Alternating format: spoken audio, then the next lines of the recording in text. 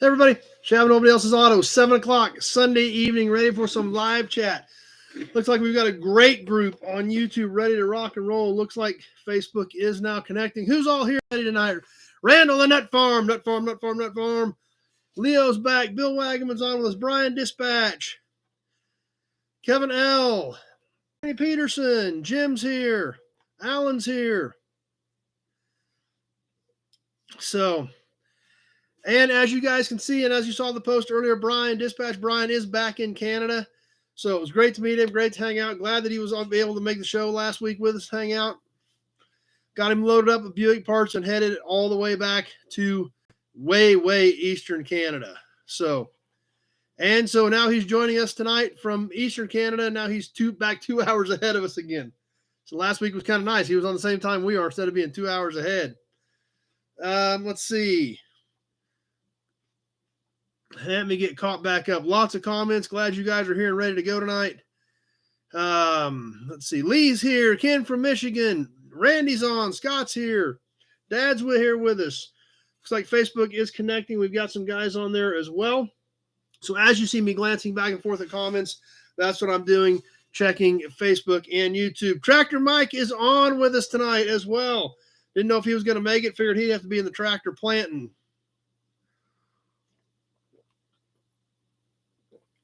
X-Ray Dean is here. We're ready to go. Now we can start. He's ready. Dave from Michigan. Pete's on with us. Johnny Z. Let's give you guys a Hudson badge. Get things rolling here.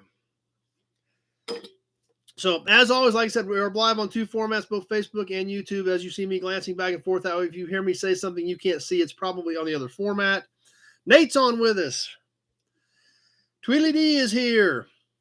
Go ahead and throw a share out there. Let your friends know that we are on and ready to go tonight if they want to jump on and hang out with us. Jeff's here. Autocorrect, please double check your comment before you hit send. If autocorrect changes to something that I can't comprehend, I do have to skip it. I try to catch most of them. I do miss some, and if I can't comprehend it, I will go to the next one. If you're on the Nobody Show page on Facebook, I cannot see those comments. This is a shared video from the Nobody Else's Auto page, so you'll need to be on the Nobody Else's Auto page or the Nobody Show YouTube channel to comment, participate in the auctions, etc., because those are the only two sets of comments I can see. If you just want to hang out there and watch and enjoy tonight, perfect, no problems whatsoever. So, Big Job is on. Joe's Classics is here. Trolls, as we always talk about, once in a while we do get a troll jump in here. You guys do a great job of running them off. I ignore them because they're trying to get my attention. You guys let them know they're not welcome, and I always appreciate the support there. Super chats are always awesome. Alex is here with us. And lots of stuff going on. Obviously, Ebony Collector Auto Auction next Saturday. So I am getting super busy trying to get things ready. Terry, in search of anything related to a 37 Zephyr Coupe. Don't have anything there, Terry. Those are super tough. They're super cool, but they're super tough. So obviously, this week has already started getting busy. We get the buildings. Tweedly, I got something from you, Tweedly D. Yeah, I think I did. I know you're in the raffle because I remember doing that. So I did get that. So tomorrow we get the buildings in the morning. We start moving in and setting up. Tomorrow, cars will be coming in all week. Travis is here and still have consignments coming in. I just listed another one earlier this afternoon. So we'll see how many cars we end up at the end of the week. We're almost 60 right now, and I'm sure we'll have a few more come in yet this week. So looking forward to a great day next Saturday at the Ebony Collector Auto Auction. Definitely hope to see some of you there if you can break free and make it. Or you can check out the pages on Facebook and YouTube and hang out there. I think Jamie will have the live stream set up probably on Facebook is what I think she usually does. So, but looking forward to having a good time. Looking forward to selling a bunch of cars and having a blast. So, that's what I'll be doing. And this week's going to be crazy getting things ready, checked in, lined up. So hopefully we have a successful Saturday next week. But hey, that's part of the deal. Obviously, like we talked about, Brian Dispatch got out of here. When did you leave? Tuesday morning and headed back. He is back home safe and sound back in Canada. It's always fun when you guys come out. And the way it worked out, he was able to hang out with us last Sunday night and do the show for a while. So glad Brian had a good trip out here, had no troubles at the border. getting through with all of his parts and everything. So he's ready to go on his 67 Buick here, hopefully in the very near future. Let's see. Let me try to get caught up here. Oh, the mag wheels on the 65 Chevy. Yep. I don't know. All I did is pick those cars up and roll them off the trailer. So we'll get into those a little bit deeper here soon. So, but it's always fun when all that works and happens. So,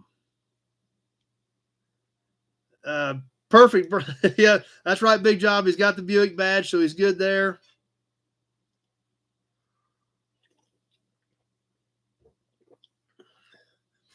But lots of things going on. Jim Wicks was at Barrett Jackson this week and heading to Mecum, Indy next week.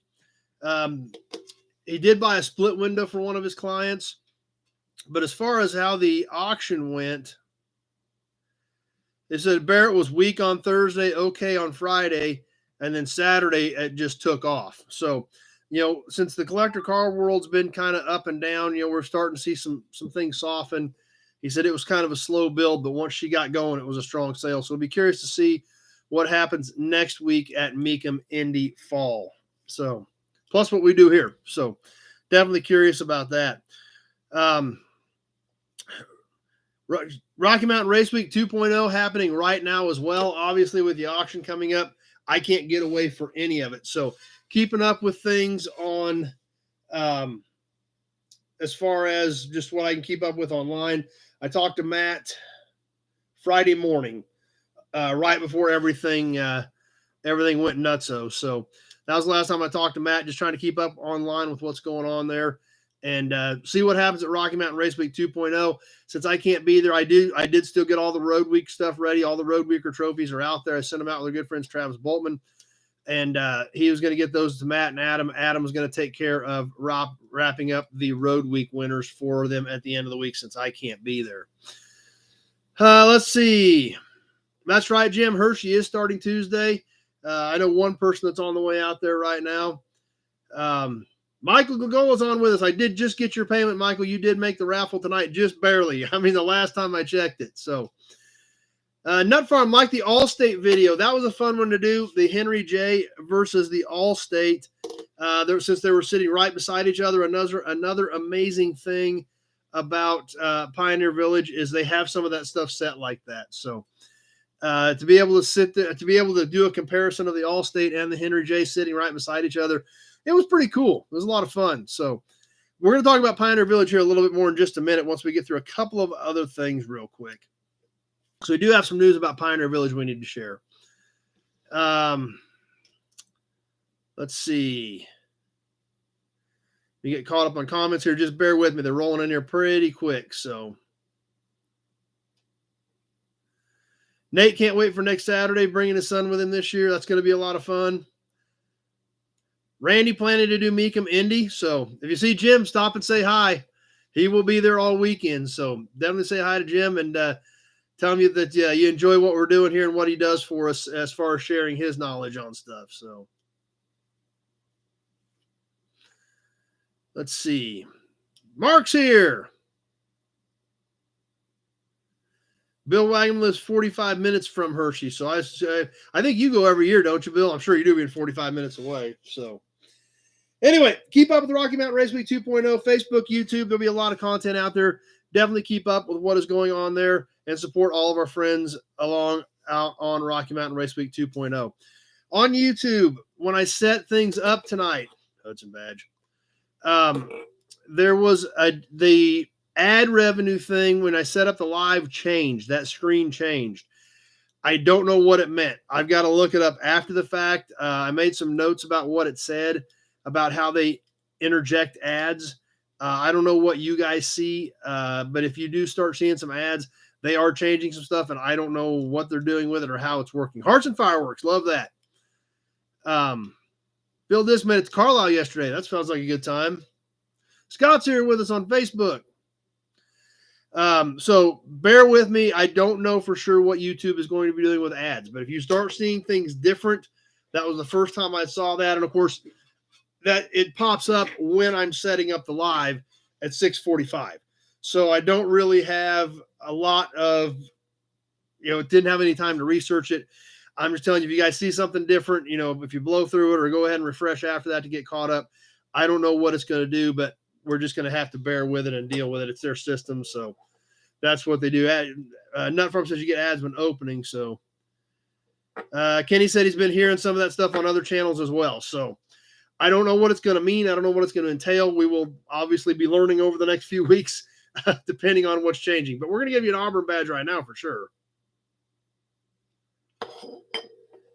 Tweet says they may be inserting ads during streaming to happen to live gaming. Okay, and that could be true. I don't know.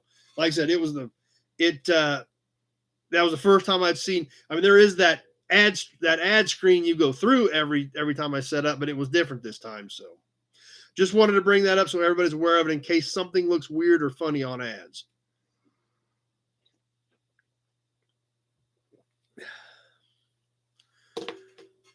Next Sunday night might be different.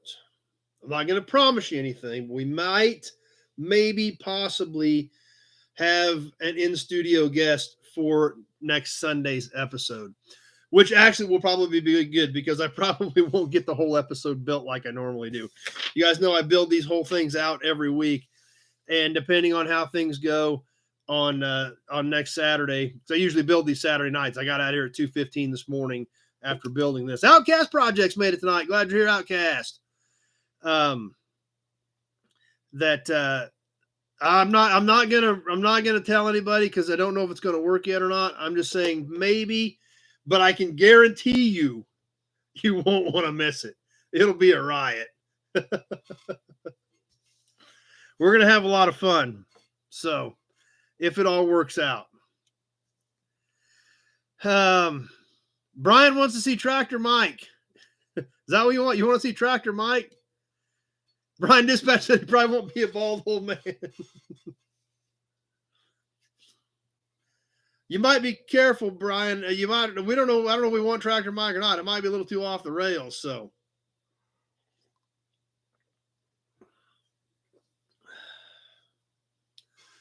but anyway, stay tuned.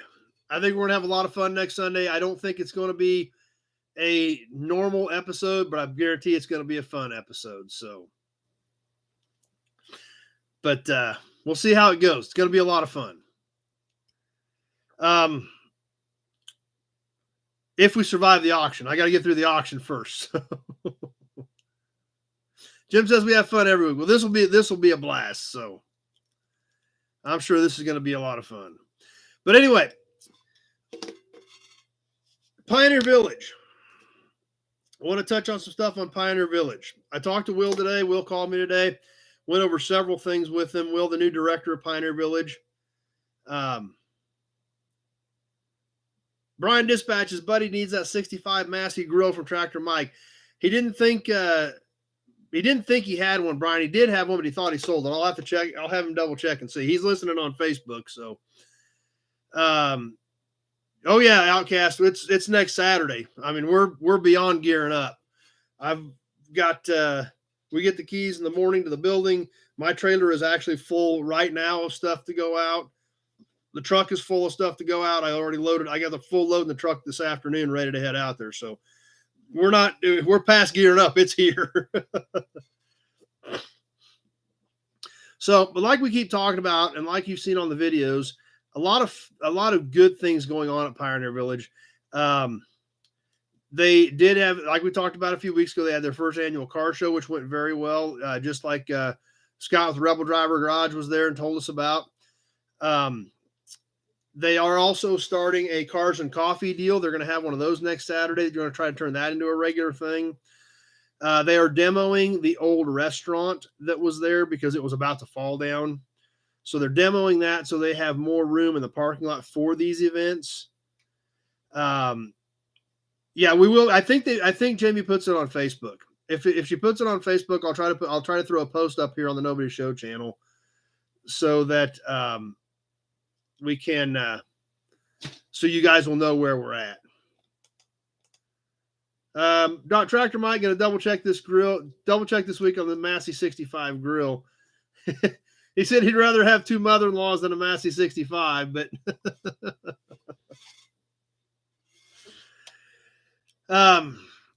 Anyway, that's right. Big job. Hopefully Pioneer's getting ready for the next phase of success.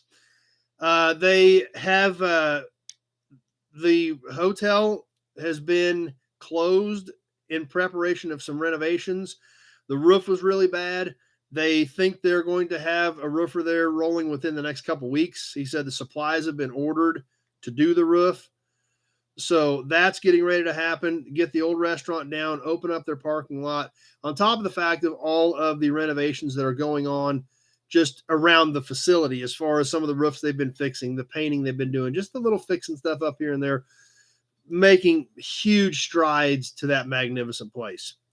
Now, one thing that they have also implemented that we've touched on a little bit, Tony's here with us, is they did implement the Adopt a Car program that we talked about. Will and I talked about that a couple of months ago, and they did adopt that program. It is live. It is functioning. They've got a couple things adopted out. So, like we've talked about on here before, if there is interest, we could absolutely adopt a car for the nobodies, or adopt 2 cars. Very reasonable, $100 a year to adopt a car, and they put your little name on it. You know, they'll put a little sign on it by the nobodies. So, and that, I don't know, Pete, it's whatever you guys want to do. I guess what Will and I talked about today. Bill Disk is in. I kind of talked to Will today about possibly getting up there, which I told him it's probably going to be a month or two, maybe even towards the end of November, maybe be like around Thanksgiving. But if you guys are interested, Travis is ready. We will just gather up whatever you guys send, whether you round up, whether you add 5, throw 10 in, whether you just send $50, whatever you put, anything that says Pioneer Village Adopt a Car, I will just earmark that for Pioneer Village Adopt a Car. When we get all that money gathered up, whether if we've got $100, we'll do 1 car. If we've got $200, we'll do 2 cars. If we've got $300, we'll do 3 cars. And then we're just going to have to discuss it amongst ourselves. Maybe we create a short list. Nut Farm's in, Randy's in, and we can pick. Like I told Will, I said, maybe we'll even go live while I'm up there. We could do that. We could do a live, pick out a short list of cars and do a live where I take you guys around those cars and then we all vote. So there's a lot of cool things that are happening, and I think this is super cool. I brought the idea up to Will, and that's what that's what started the conversation, and they've done it. That's what's great about what's happening at Pioneer Village. It is happening. Pete says it's got to be a Buick in honor of Dad, so that we can do that. Mike from Texas is here. Ken's in, ready to do it. So that's what we'll plan on doing, guys. Over the next, like I said, it literally may be Thanksgiving week before I get up there. I told him it could be that long. So we'll see. Got a little friend over here that is now flat.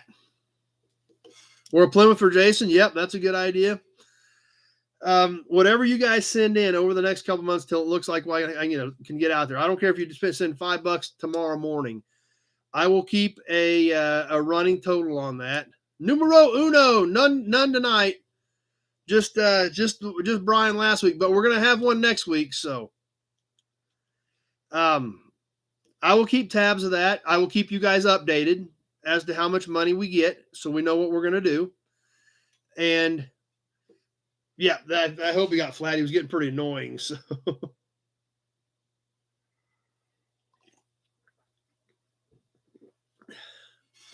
And we'll just, that's right, Kevin, we can do a car and a truck.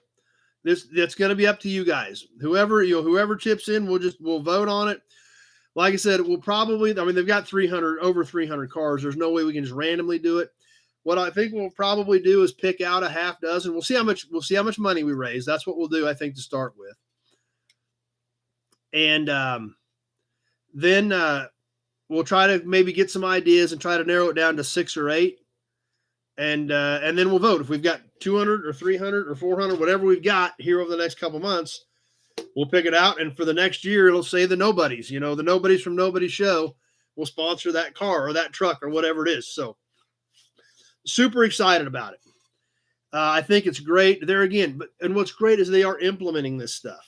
When I talked to Will today, he's like, we keep finding stuff. We keep finding these notebooks. And like I told you, they got notebooks on a lot of these cars.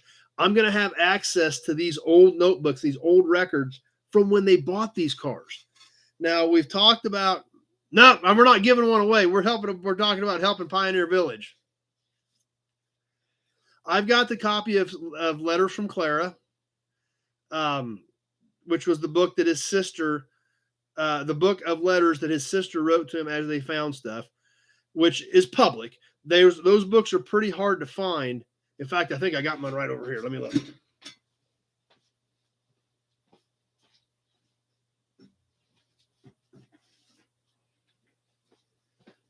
Yeah. This book right here, Sister Clara's letters, are all letters that she wrote back and forth to her brother as they found these things back in the 50s and 60s. So this is what I've been working with. That's what all these little notes are for, about certain vehicles that we did videos on a couple of years ago. So now, and this they did print these and sell these in 1979. They only made one run of them. They're hard to find now. So this is what I've been working with. Now I'm going to have access to all of their records. So we'll have this information plus the documentation that the museum has in binders and notebooks from 30, 40, 50, 60, 70 years ago.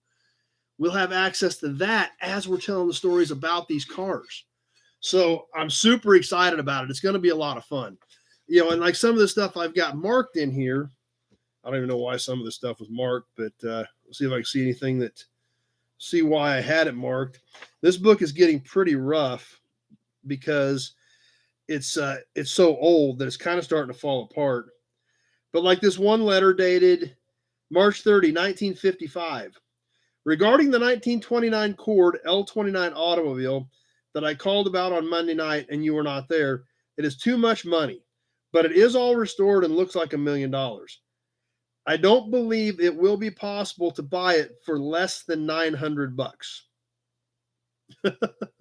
That's literally what the letter said in 1955. And that's all this stuff is in here. So now we've got this. We're going to have access to their records, their notebooks to tell the stories of these cars. So I'm pretty excited about that. I'm pretty excited that they did decide to implement the Adopt a Car program. Yeah, $900 for a restored 1929 L29 Cord. I just don't think we're going to get him down any further than the $900. So, but looking forward to that. And like I said, whatever you guys decide to do is what we're going to do. Whatever we raise till I go up there, and then we will. Okay, I just had a pop-up that I've never seen before that I'm going to show you, that I'm going to tell you guys what I see. It says ads will run shortly for some viewers in 40 seconds. So whatever that means, I'm trying to look around the stuff that I've got here. Ads will run shortly for some viewers in now 30 seconds. So if that hits you, you can skip them, you can run through them and hit refresh, whatever. I think probably need to hit refresh after that. I'm not sure. So that's what it's telling me over here in the lower left-hand corner on YouTube. So anyway, excited about that. And yeah, I don't know what to do. I'll just have to see what, well, like I said, this is all new. We're just going to have to kind of play it by ear and see what it does. We better have a Hudson badge though. That's for sure. And I'll start tallying it up. Whatever we get, whether you're rounding up, whether you round up by $2, whether you add $5, whether you put $50, whether you put $100 in, whatever. Yep, it's hitting some of you guys. So, like I said, I'm not sure how it's going to work. So, all right, we'll give it a second, see what it does. It says for some viewers is what it said. So I don't know if it's everybody or not. So I will wait here a few seconds and you tell me when we're back on, I guess. So Tony skipped them. Alex has a blocker. So, okay. Looks like you guys are getting around it.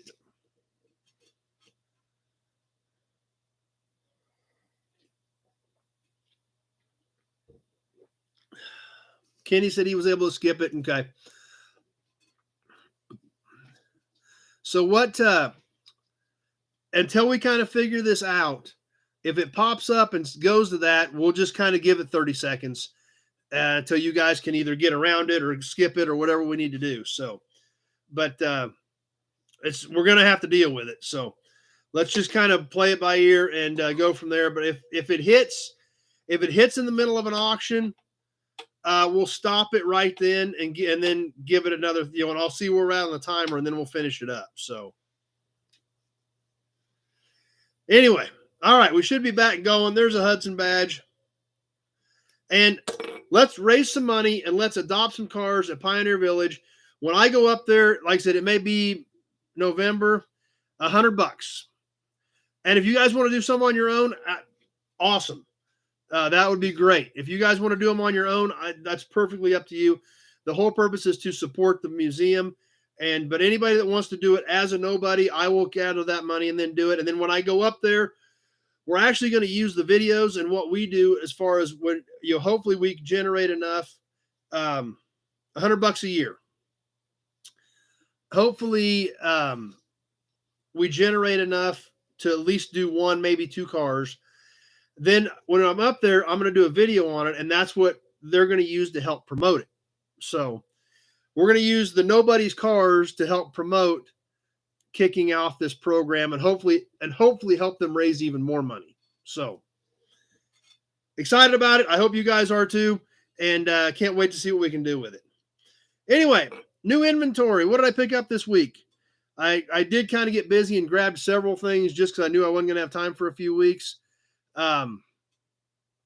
So I did I picked up a 1940 Ford two-door sedan, 1954 Plymouth Belvedere four-door, and then, of course, like you guys saw, if you caught the video Friday night, the 65 Impala four-door hardtop and the 66 Impala Super Sport. So both pretty good cars. The 65 does run, but it's got a soft plug that's leaking.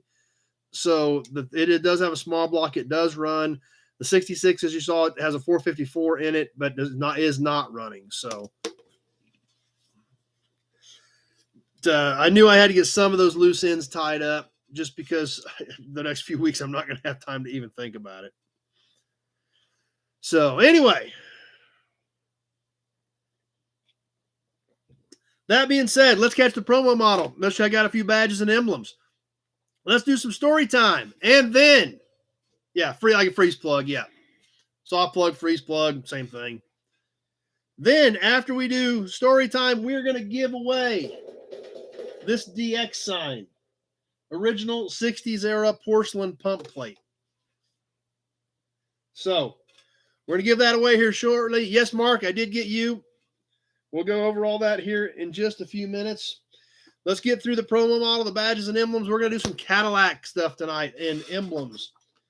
And a super cool car that Dad built back in the mid-90s for some story time. So anyway, she's ready to go. Big Buick can is stocked full, ready to go. Promo model tonight. We're going to move up a little bit newer than what we typically do on promo models to something a little bit different. These aren't extremely rare. Kenny says hit the like button. I appreciate that. But it's a cool one. I like it because I remember them. From the 80s, the 1988 Buick Regal two-door.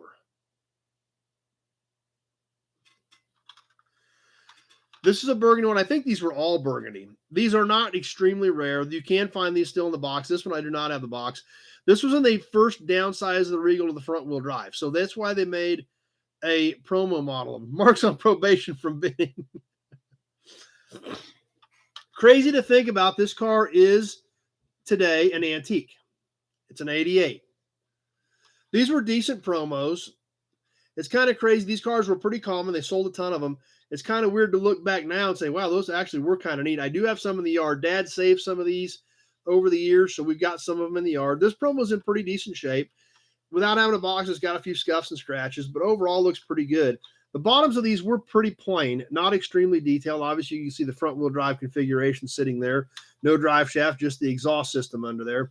Does have a little bit of information on it. Just 1988 Buick Regal 124 scale. Copyright 1988 Buick Motor Division is all this one says on the bottom of it.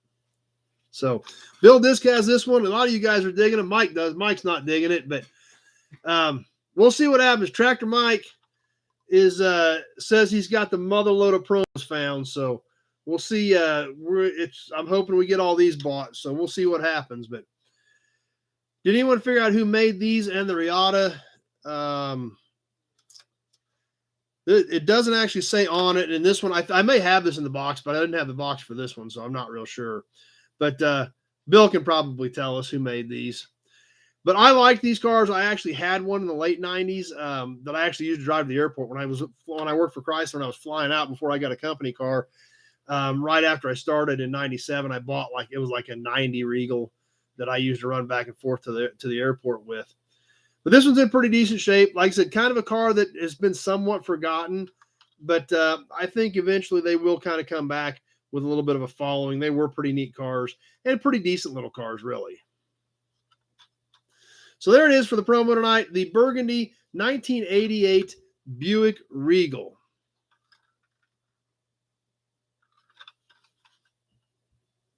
The Delta 88 was more of a full-size car over the a little bit bigger car than the Regals were. I don't think Facebook has commercials during their live.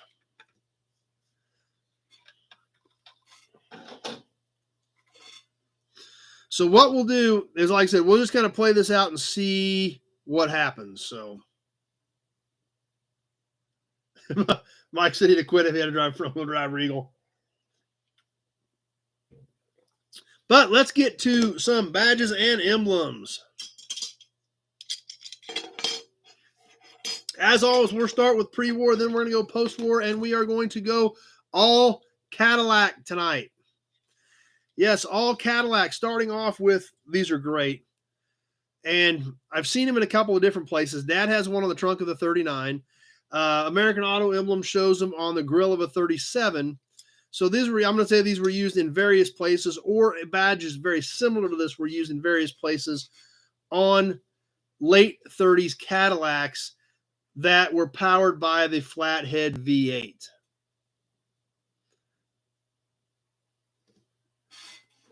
I think these are pretty cool. This is a pretty flat one, so this could have been a trunk one similar to the one on Dad's 39. Obviously, kind of two Vs. You got the outside V and the inside V with the 8 here.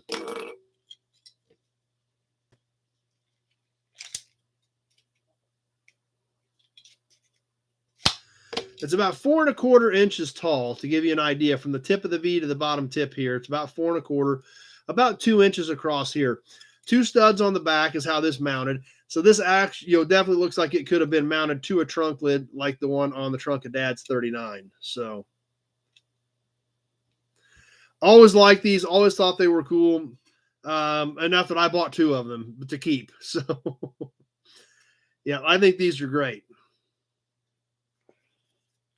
So there it is, the late 30s Cadillac V8. Like I said, could be a couple of different things, but we're just going to call it late 30s because it looks like it was used in a couple of different places on a couple of different years, or something very similar to it. Now, we're going to jump up to post-war, actually jump into the 60s, to the early 60s era.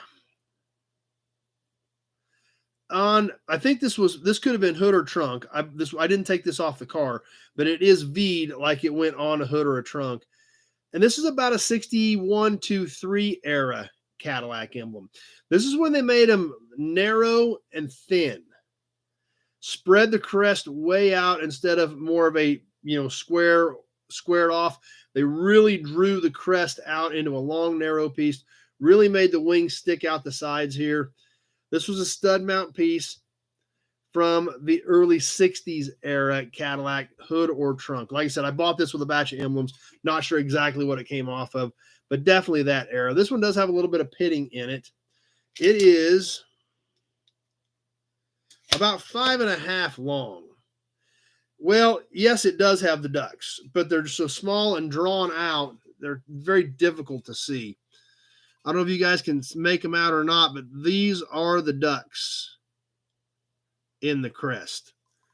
but it's just so drawn out and so narrow, they are difficult to see.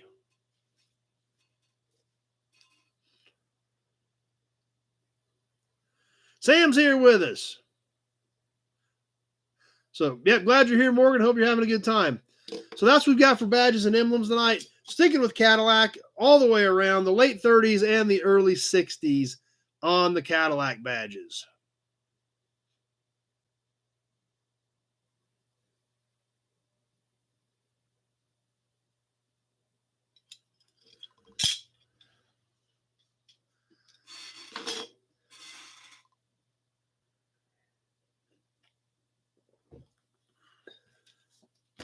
All right. I think they're ducks. I think they are supposed to be ducks, Jeff. Yeah, they sure look like ducks, even though they're narrow and drawn out here. Kenny's thirsty. You want these badges? Is that what we're talking about, Kenny? Let's get you some of these here. Brett's on with us on Facebook.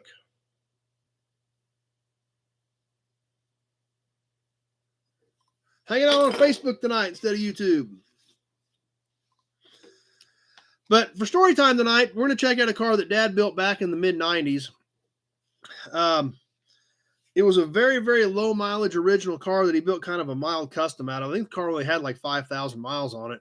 Had been in storage for years. So not bad shape. The paint was getting a little weak. Had to buff it out, clean it up, touch it up.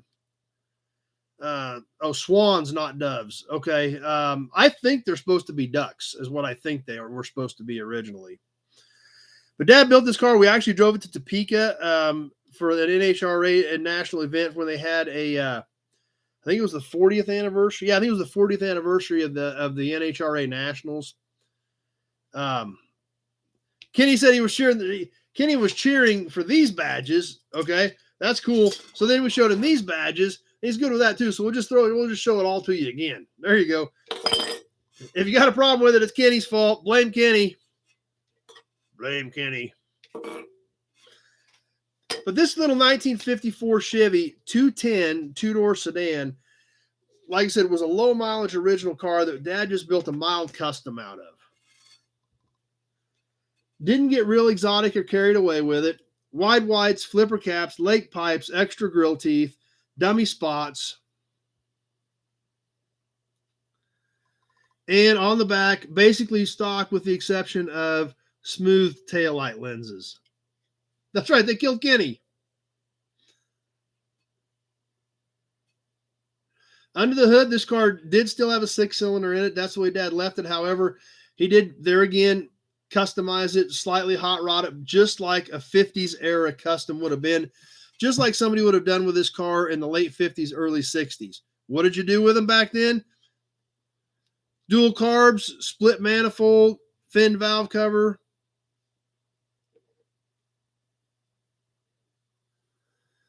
Just made a nice little cruiser out of it. It was a pretty fun car. He had it for a while. Like I said, we took it to Topeka that one time for the 40th NHRA Nationals and just had some fun with it. And eventually sold to a guy down south of here. I don't know where it ever ended up, but did have some fun with that car. It was a pretty neat old car that, like I said, nothing exotic, just a fun car with just like when we look at the Western Auto ads in the magazines from the late 50s and early 60s. That's exactly kind of how this car was done. I don't know if you guys can see the lake pipes on it. The extra grill teeth are a little tough to see, but it did have extra grill teeth in it. Then, of course, the flipper caps, dummy spots, all that stuff exactly like what you would have ordered out of J.C. Whitney, including the dual carb setups. We've talked about the ads for those. Matt's here with us tonight. And it was a lot of fun. So, something a little bit different for story time tonight. The 1954 Chevy 210 two-door post custom.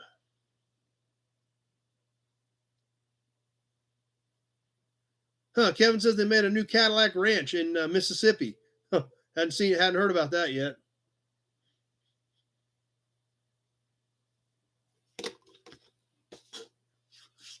And with that brings us up to the next part of tonight's episode, the raffle.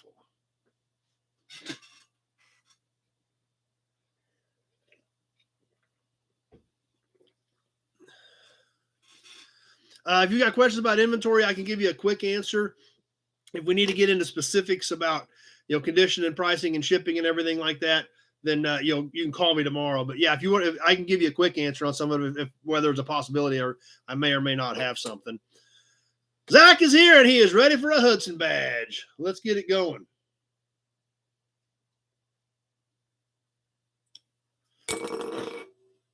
And with that, it's time to get out the big Buick oil can and give some stuff away. Now, who's in? Now, we've got a big packet to go through this week because remember last week I was out of town. I didn't get home till a couple hours before we started, so I didn't have them all in there. So for the last 2 weeks, this is who I got. Obviously, Michael Glagola just got his right when I checked it. Fireworks and hearts are rolling. I appreciate that, guys. Auctions are coming up here shortly, Clinton. So who got in the last 2 weeks? Michael Glagola, Mark Falcon. And because this is 2 weeks, there are some people that I will read their name twice because I got payments both weeks. They usually just round it up on auction stuff. So if you hear your name twice, that means I got both of them. Michael Glagola, Mark Falcon, Brandon Hott, Tweedly D, Lee Carr, Zach Thompson, Pete Winters, Randall Ellenberger, Michael Glagola, Alec Blanchett, Big Job, Tony Napoli. So that's what I've got. If you thought you got in the last 2 weeks and I didn't read your name, something went haywire. But that's who's in there. So let's give some stuff away. Actually, let me get my notepad out here so I don't forget to write down the winners' names. And like we talked about, you can win once. As soon as you win, we're going to give somebody else a chance. So if you win the big prize, we pull your name again. We're going to have to draw again so somebody else gets a shot. But let's give away the DX porcelain pump plate right now. Brian's got the drum roll going. You guys think about it for a minute with a Hudson badge and an Auburn badge. And let's yank a name out of here. Were you in earlier, Kenny, or did you just get in the last 2 weeks? So I know you're in here, but it may have been earlier.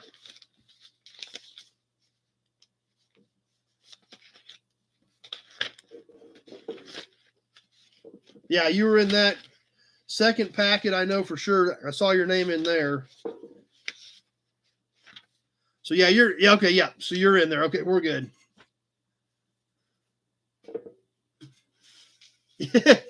Brian said he should have stuffed the can when he was here. All right, let's give it away.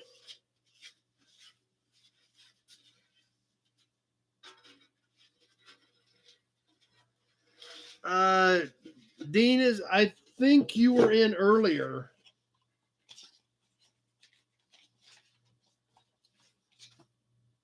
Yeah, you were in there from the second packet, Dean.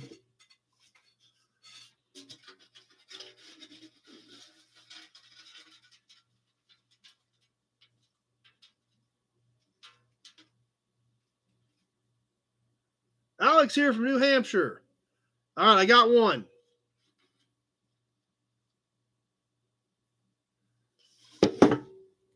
Big job.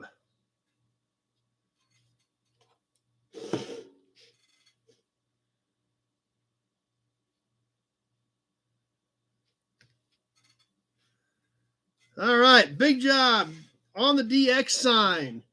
Now, our runner-up prizes tonight, like I said, not related other than the fact that it was all fresh meat from Springfield Swap Meet. We have the Rough Rider truck, and we also have the super cool Buick horn button.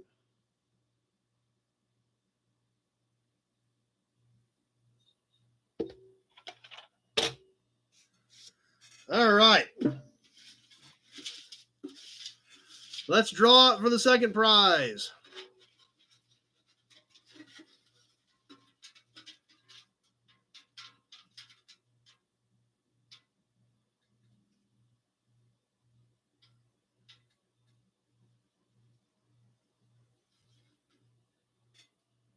Brandon Hott.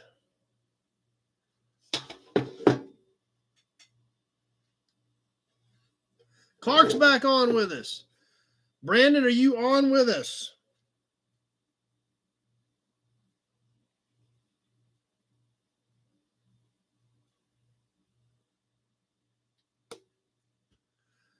So we need to know if you want the truck or the horn button.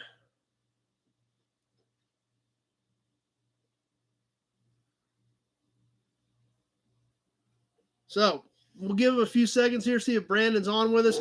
If not, we'll draw again, and then the second name's going to get the pick, and Brandon will get the other piece. So let's see if Brandon is on with us tonight.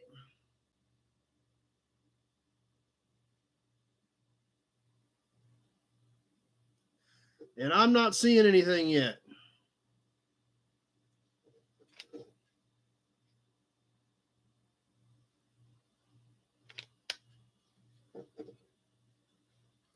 All right. Well, we'll draw one more name, and then that name will get the pick.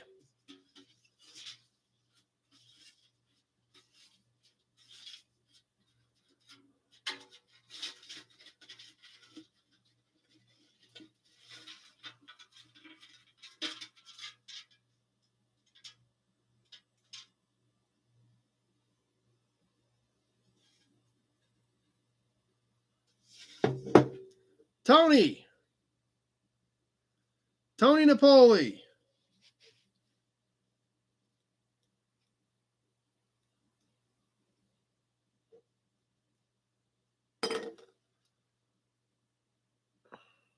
I think Tony's on tonight, unless he was, if he's still on.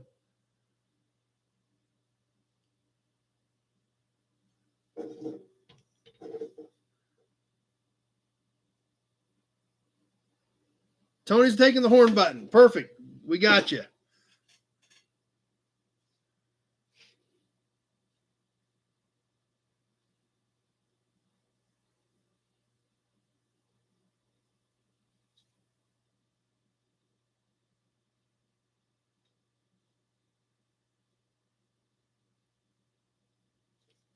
All right.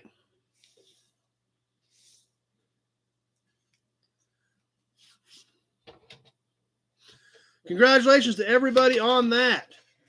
And we'll just leave everything in there for now. We may try to squeeze in a few bonus drawings here a little bit later on, but all you guys are still in there, so we'll squeeze a few more bonuses drawings out of this one before we dump it tonight. So congratulations to everybody. We'll better have a Hudson badge or an Armor badge to think about that. And anybody interested in doing another raffle?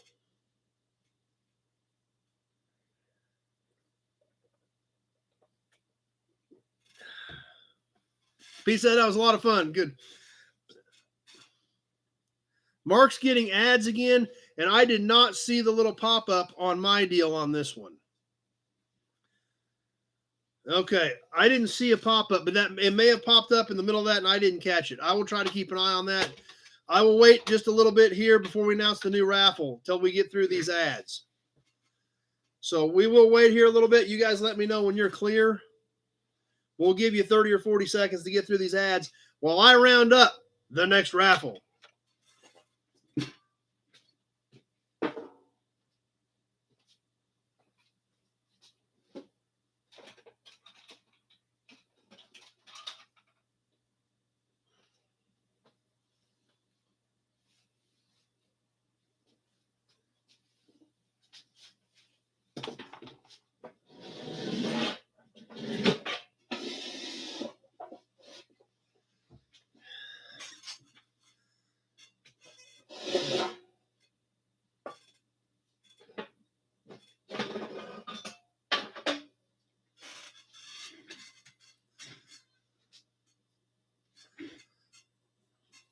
Okay, and I'll try to keep an eye on that too, guys. And it may have told me, but I didn't see it. So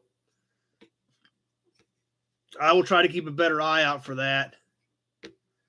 Must be random. I just got first, but no second ad. So I don't know. Like I said, it's something new, guys. We're just going to have to work with it. I don't know anything else we can really do. It's not out, it's kind of out of our hands. So you guys let me know if we're good, and then we'll start announcing the next raffle. Yeah, that's true. As long as if you guys watch them, it doesn't. I mean, it's like half a penny or a quarter of a penny or whatever, but it does eventually get there. But yeah, they are a pain in the butt. I know. So I'll try to keep an eye on that and see if it gives me that pop-up box again.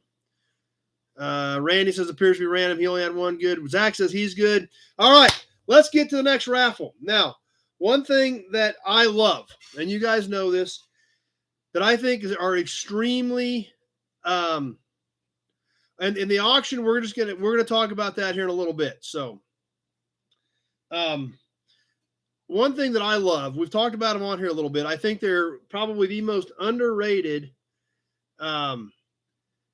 Alec, just want to let you know I have yet to receive the Ford badge bundle. Yeah, it just went out this week, Alex. I didn't ship anything. I didn't ship anything that first week because there was only the few things because the auctions got screwed up, and then I left town. So that stuff just shipped this week, Alec. You'll probably see it first of the week. So, fender covers. No, that's a great idea, Pete. Fender covers are so hard to buy anymore, though. Fender covers used to be cheap, but good ones with OE logos on them are tough to buy. But I think these are great. I think they're amazing wall hangers. You guys seem to like wall hangers better than toys. I still like giving toys away, but I know you've got to have a shelf to put a toy on. So these are wall hangers. I think they're very underrated wall hangers. I think they are art in themselves. I think they are art, and I think they are obviously well worth displaying. I have a lot of them, and that I hang up. That's right, Pete got it. Valve covers. So obviously I've got 3 of them for the big winner. Big winner's going to get 3 valve covers. Then we've got a couple of other ones for the second and third prizes. So starting off with, we do trucks and cars on here. So I kind of wanted a mix. The first one, check that baby out. I thought about repainting this, but I thought, nah, I'll let you guys, whoever gets it, if they want to paint it, they can paint it. These were typically red, I believe. This is embossed. This is stamped in there. This is still a little dirty on the back, but I don't know if you can see. Yeah, you can't really see it. But it is stamped. Yeah, no problem, Alec. But that's what happened. Yeah. So this is the first one. I'm going to need a bigger can. And remember, the winner's going to get 3 valve covers. This is just the first one. The second one in the valve cover bundle. Holy cow, Jeff had 3 minutes of ads. Wow. That's right, Tweely D got it. It's a Caddy. 49 to 55, 331 Cadillac. This is also embossed, stamped right in the metal.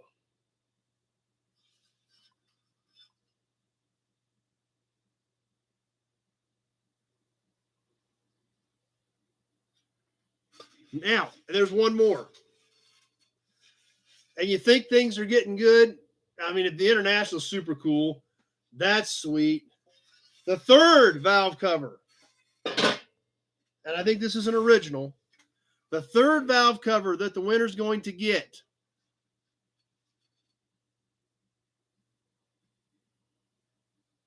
Finned aluminum Corvette. These generate a lot of hearts. Holy cow, it's like a river of hearts. Alec is digging them. Everybody's digging them.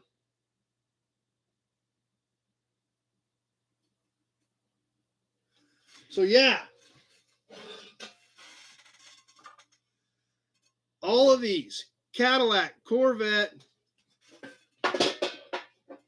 and International. So we had a truck mixed in there with it. And, of course, we're going to give away valve covers at the second and third prizes, but they're more common ones. But they are still stamped metal. And I figure we'll just get one for each, one for a Chevy guy, one for a Ford guy. And these are both embossed. These are actually stamped metal. The Chevrolet, the Ford Blue Oval. These are actually stamped. Obviously, more common ones. But there again, we're sticking with the valve cover theme. I thought, shoot, let's just give a second and third valve cover as well. So Johnny Z says the best raffle he's ever seen. Wow. Okay. I'm glad you guys are digging it.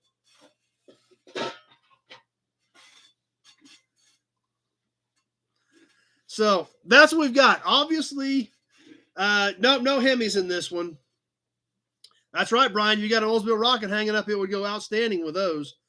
I think we all need a Hudson badge after that one. Got to let that one soak in a little bit, apparently.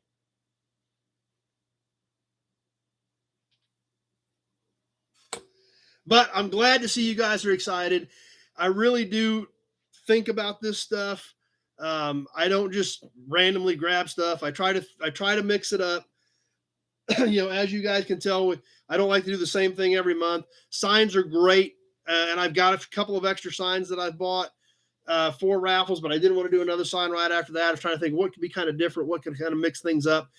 And we haven't done valve covers in a while. We did do a set of industrial Hemis a year or two ago, but we haven't done valve covers in a while.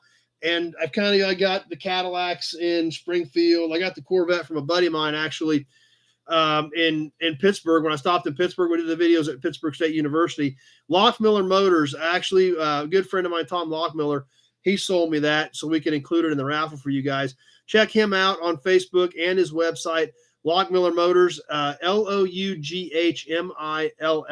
He's always got cool classics.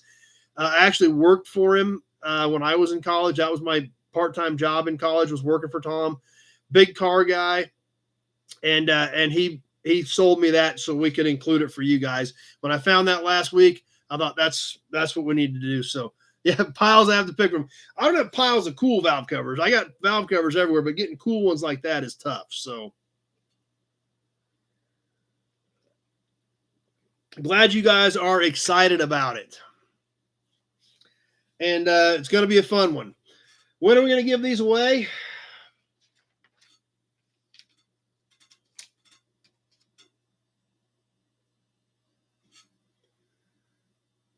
Well, November 1st is on a Wednesday.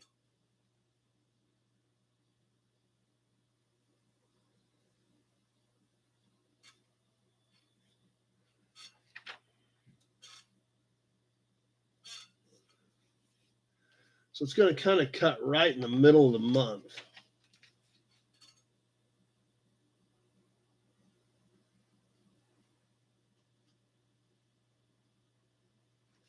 I guess we'll do this November 5th.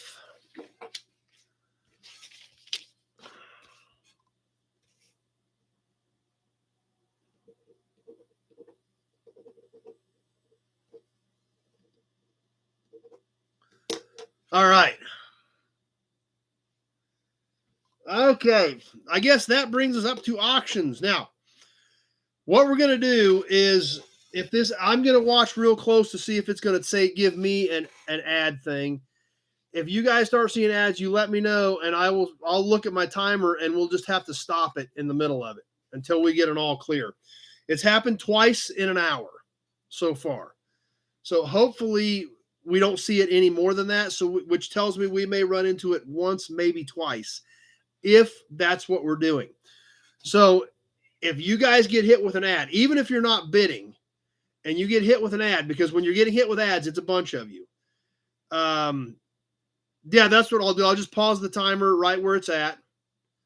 I'll just pause the timer, and then when you guys give me the all clear, I'll tell you where we're at, and then we'll go. So, Brian likes Big Job's idea of a Christmas special auction. Were you guys talking about doing like most of the episode being auctions? I think, is that kind of what you wanted? And if so, do we want to do that like at the beginning of December so that I can ship this stuff and you get it before Christmas, or do we want to do it around Christmas time? So, okay, yeah. So say we do, we usually do about 20 pieces. Maybe we shoot for like 40 pieces one night, and which would be a good chunk of the episode. By the time we do a little bit of opening, Brian's thinking maybe the beginning. So you guys think about that. If you guys are kind of looking at some of these ideas of hubcaps and stuff to hang for gifts, just let me know. And we can do that. We'll just pick a night first, somewhere first part of December, like December 3rd or December 10th, and we'll just focus. We'll do our basic open chat and things like that about what's going on in the world, and then roll into and just hammer auctions if you guys want to do that. So, Leo says it's always Christmas here. The 3rd or the 10th, we could sure do something like that.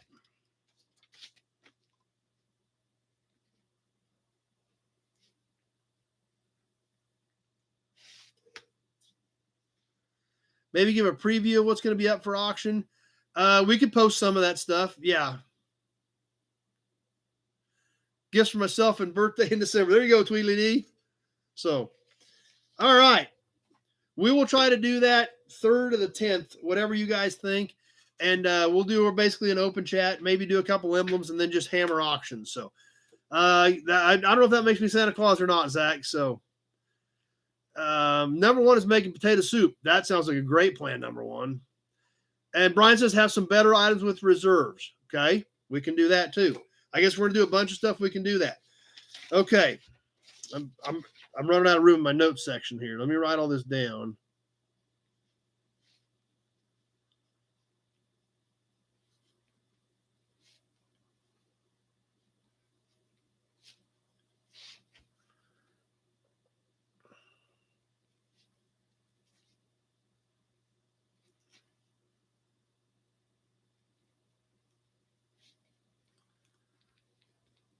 Okay. Gift wrapped. I'm not gift wrapping everything. We may do a couple of surprise boxes, auction some signs. We might be able to find 1 or 2 signs we could throw in there. Hubcaps make good tree ornaments. So, okay. I'll work on that. That gives me a little time to work on it, think about it. And Alex has get some. So we want to do a couple of little signs. So I'll see what I got laying around. Soda signs. I don't know if I've got much duplicate in soda signs, Sweetly D. Like I said, I've got a little time to think about this, so I'll kind of kick it around. I know this fly is going to get kicked around here pretty quick. Yeah. Problem solved.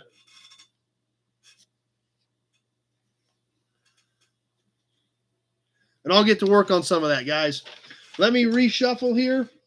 I had to bring the valve cover pile over, so I need to move the valve cover pile out, bring the auction pile in, and then we'll be rolling.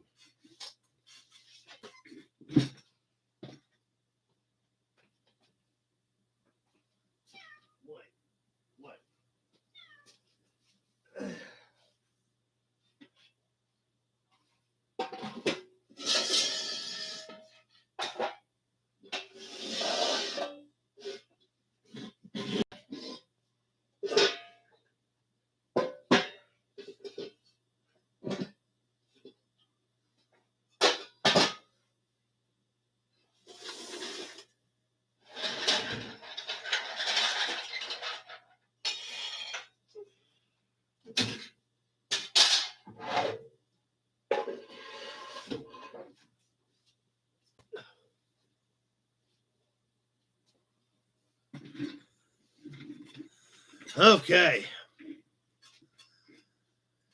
Let's see. Big Job wants hood ornaments like planes. Really like the emblem on the cutout fender. Oh, yeah. I remember that when Zach sent us those. A special guest, I killed the fly. Yep. That's true. They're talking about you screwing up the chat, dum-dum. Grease caps make good ornaments. Yeah, definitely, Michael. I think we're about ready to go. I think I got everything over here. What are you doing? Meow. All right.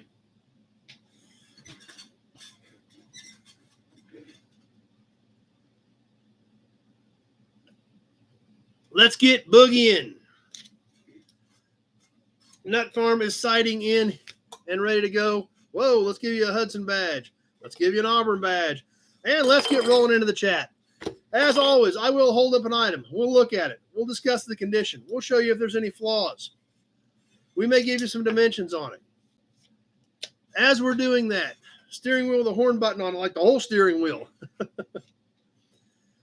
If you're interested in that particular piece, go ahead and throw a bid out there so that I know we've got some interest.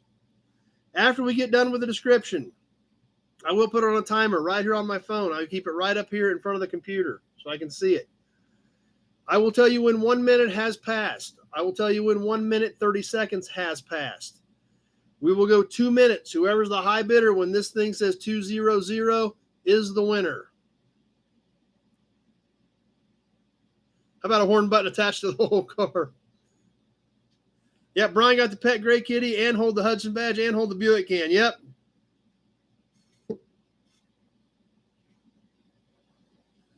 So,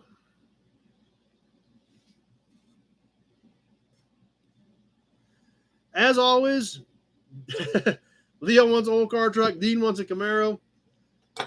As always, most of this will have Kenny's back, shipping included, except there's one big toy tonight that this toy weighs 5 pounds, so it's going to be like $20 to ship it.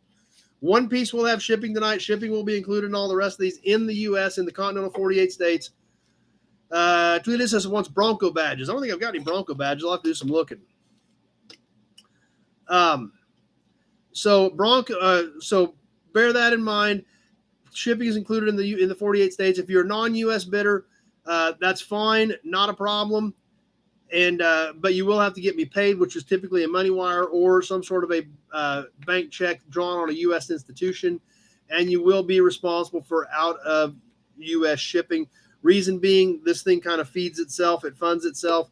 If we spend a ton of money shipping 2 or 3 packages outside of the U.S., it kind of wrecks it for everybody. So more than welcome to play. We'll just have to bear through that. As always, check, money order, Western Union, PayPal, friends and family, all accepted for payments.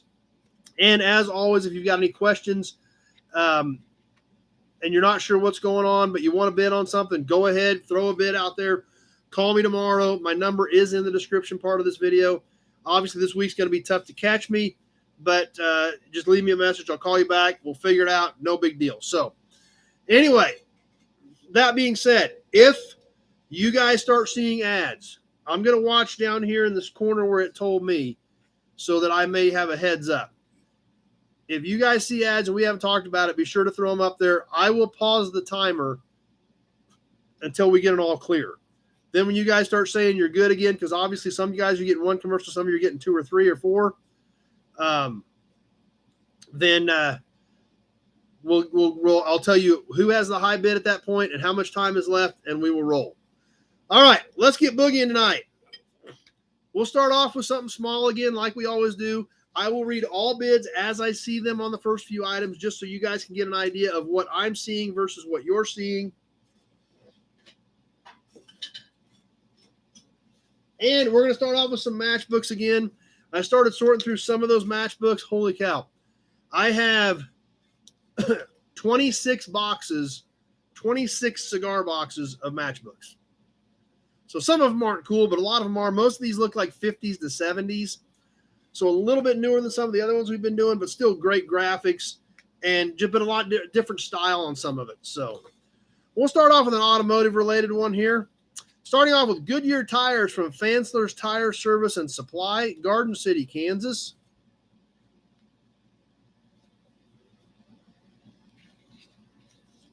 Hull's Conoco service from Wellington with like a lake scene on it. Not sure where they were going with that with the Conoco service, but it had like a lake scene, like a, I don't know, something like a real clean Serenity scene on it. Phillips 66 tires from 5 Point Service in Garden City. So yeah, even though some of these are newer, they still got cool artwork. Michael says, are you 26, Michael, on the matchbooks? Is that where you're at? Are you getting excited about matchbooks or what? I'm not sure if that, because I don't know if that was up there before. I'm not even through them all yet. And Brian is at 10. So Michael, let me know if that was as a bid on these or if that was something else. And the last one, no, okay, that's what I was wondering. Okay, I've got Brian at 10. The last one, to match the sign, oh yeah, 26 boxes. Yeah, that's right. Okay. Oh, that's what the little emoji was. I seen the little face, but I couldn't make it out. It was the face. Yep. 26 boxes of them. The last one to go with the sign, Lint Brothers Oil Company DX in Kingman, Kansas. So all 4 of these, Phillips 66, DX, Goodyear, and Conoco. All right, let's go. We got Brian at 10. You're getting all of them.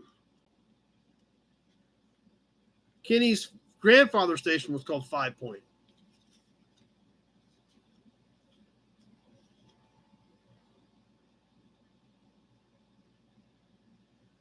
So there they are. I hope you guys can kind of see them.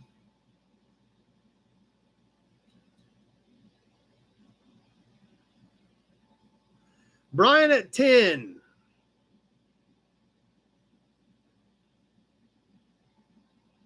Fanslers, I think there are some Fanslers in there. I think, I don't know if you remember that one. I think there may have been some other ones too. There's a bunch of Garden City ones in there for Tractor Mike. You're going to have to go through some of those actually.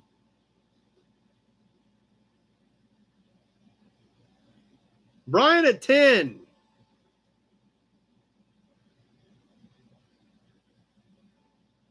And there's the 1 minute mark. Brian at 10. What's Mark going to do?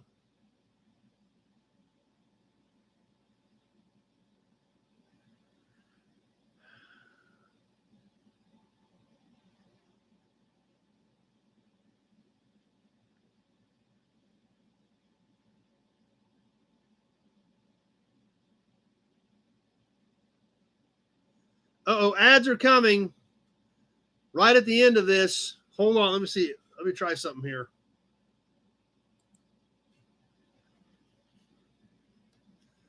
$1:30 just passed.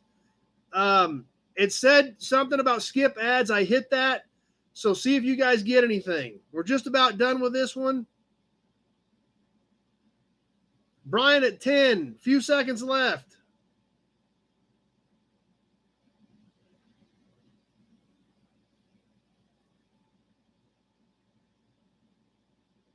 And that does it.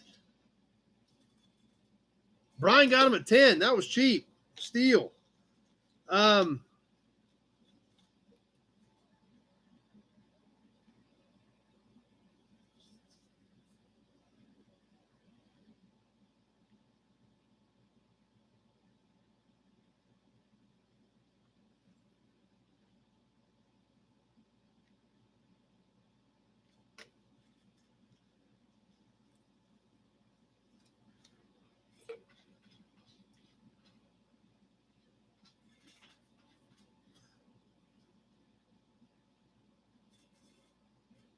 Got a little visitor zipping around here.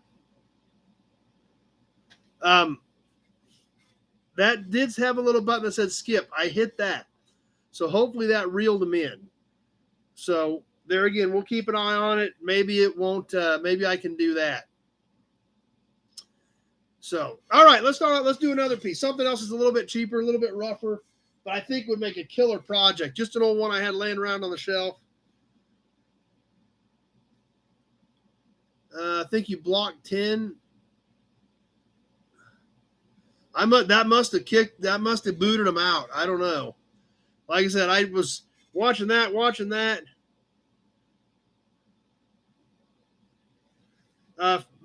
Tractor Mike at 5 Point Motors had a Superbird that sat there for 4 years unsold. They finally took the nose off and tail and finally got rid of it. Okay, them. Okay. Let's do a toy. It's a rough toy. It's a project toy. And I know it's not a high dollar one, but it's so cool. And I know some of you guys that have a little bit of time could make something absolutely amazing out of this because it is a solid body. So maybe that got them. Like I said, I'm trying to watch this, it said where it said skip is right behind this camera. So, but anyway, let's keep moving. Let's see what happens. See what you guys think of this. I know it needs work. So, but it's so cool. Somebody needs to do something with it. This was an old tow truck, I think. Probably 30s or 40s era. The body is good. It is solid. It does not have any major dents, but it needs paint and it needs axles, but it is a killer looking design. Check this thing out. Kenny at 10. The profile on this thing is awesome. part of this is broke. This would have been the boom. It does have the crank here, which does work, but no axles whatsoever. But it's a pretty straight truck.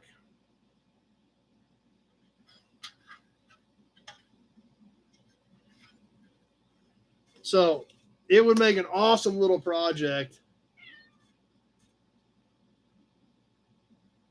Weston at 12, Matt at 15.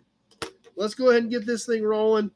It's like I said, it's too cool to just sit there on the shelf because I don't have time to mess with it. I've got a lot of these toys I've gathered up over the years. Some of them aren't worth messing with, but some of these things are so great. X-Ray at 18, Weston at 25. But man, with a little bit of time and some axles and some paint, this thing is awesome. Any markings? I didn't see any markings on it at all.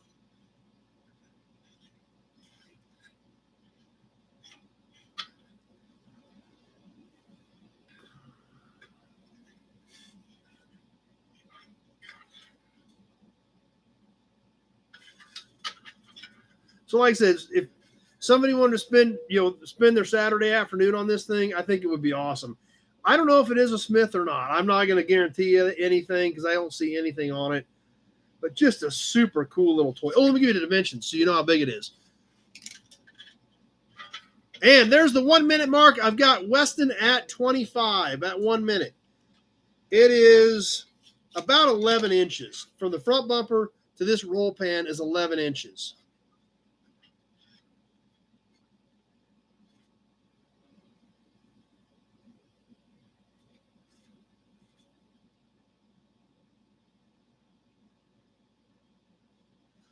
Weston at 25 as we get to the Tractor Mike at 25 over here. I've already got Weston at 25. There's the minute 30 mark. 1 minute, 30 seconds has passed.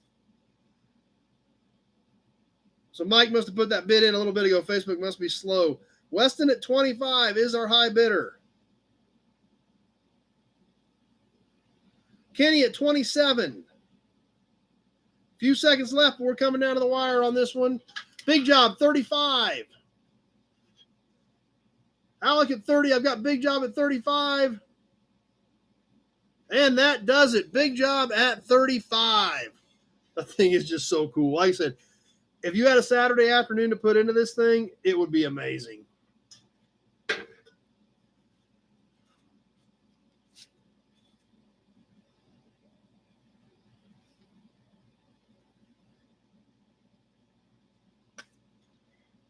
Put dualies on it, yep. Nope, not on 2.0, Scott. The auction's next Saturday, so I got to be here selling cars.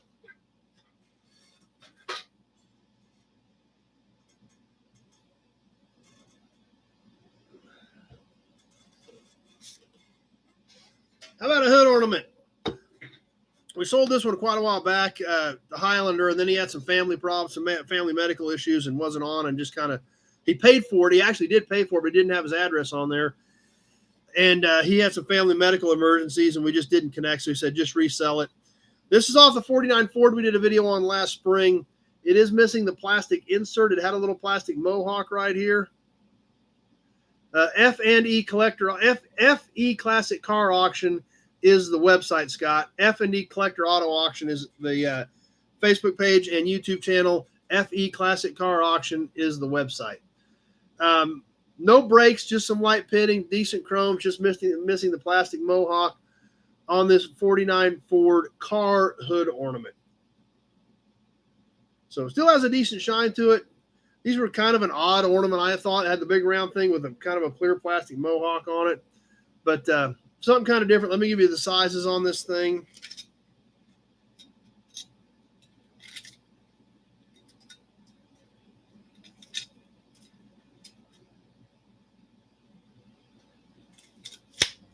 It's 11 3/8 long on here on the 49 Ford car hood ornament. So anyway, let's get rolling on this one and see what happens. 49 Ford car hood ornament. I think this is the only hood ornament for tonight, actually.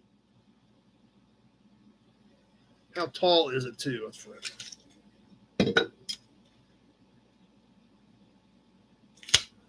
About 3 1/4 tall.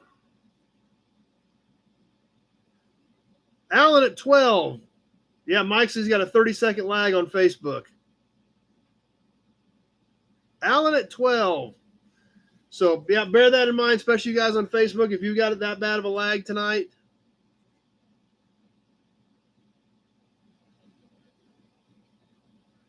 Allen at 12 on the 49 Ford car hood ornament.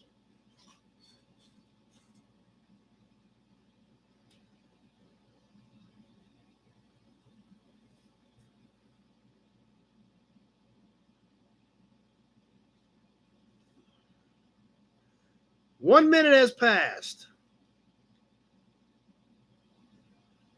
Leo at 14.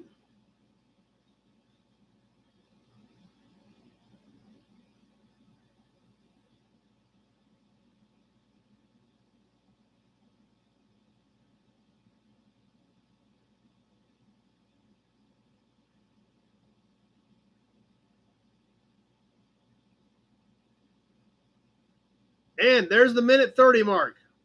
1 minute 30 seconds has passed. Leo at 14.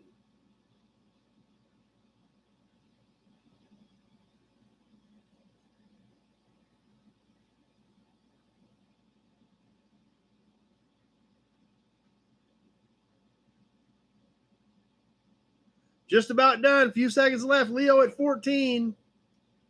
Michael Gagola at 16. And that does it. Allen came in at 15. John at 20, but that was too late. Michael Gagola at 16 is who I had at the 2 minute mark. John was 20, but just a little bit too late. Rico and Jess are on with us. Oh, geez, no, I forgot. It's Jess's birthday month. So we got 31 days of this now, everybody. Please beware. Please remember, we got to hear that all month out of Jess. So.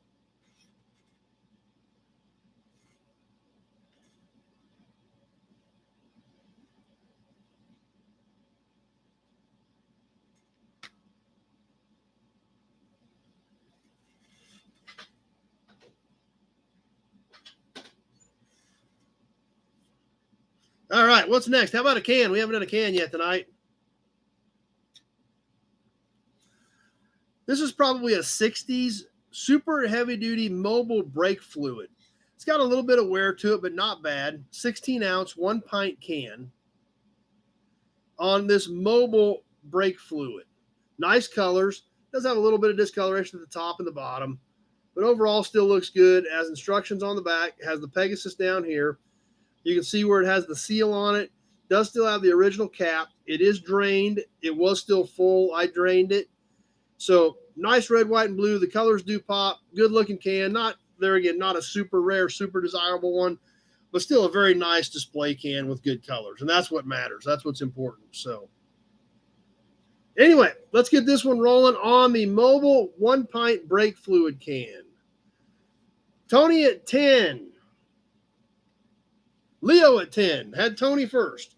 I don't know how the lag's going right now, but I had Tony at 10 first. We are on the timer. We are working away on this one.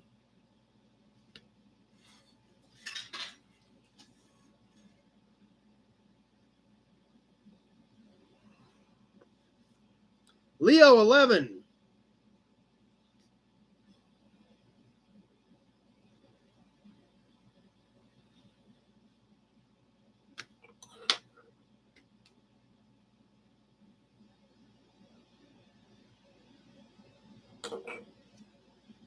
Leo at 11. We're getting close to the 1 minute mark.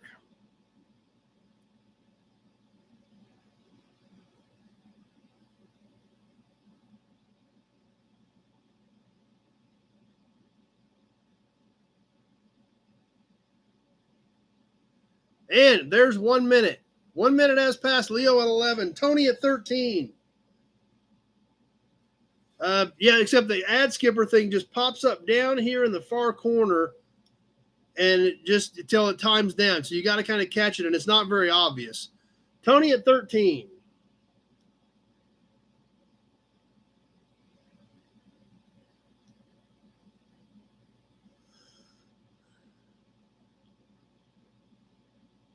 One minute, 30 seconds has passed. Tony at 13.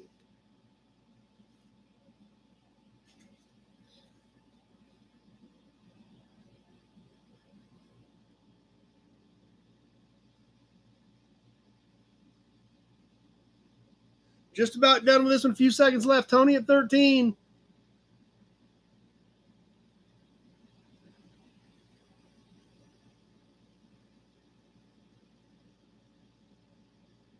And that does it. 13 to Tony. It's a great can for 13.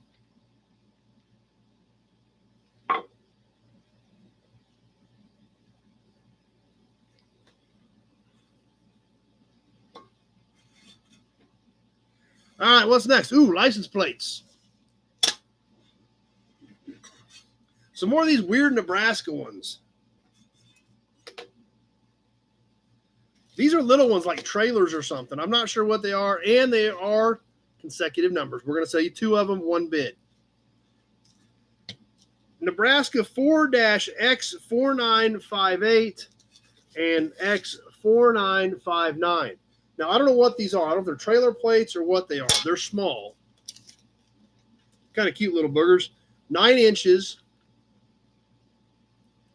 by 3 1/4. Tweedledee D at 5. 9 by 3 1/4. These are stamped metal. They are embossed. X-ray at 12. They are consecutive numbers. 4958, 4959. So I decided to leave them together. Matt's got some Oregon ones like this, so I don't know what these are. Trailer, motorcycle, I don't know. They're just kind of cute little boogers. They're brand new in the package. Leo at 15, and you're going to get them both. You're getting the pair of them. One-shot deal. We're keeping them together on the pair. Leo at 15.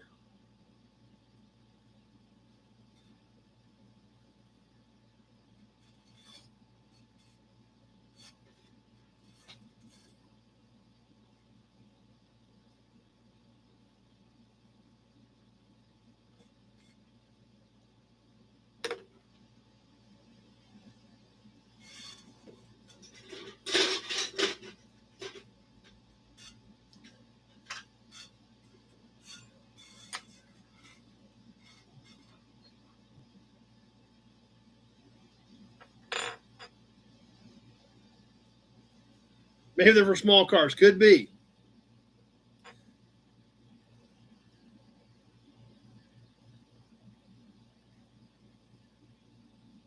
And there's 1 minute.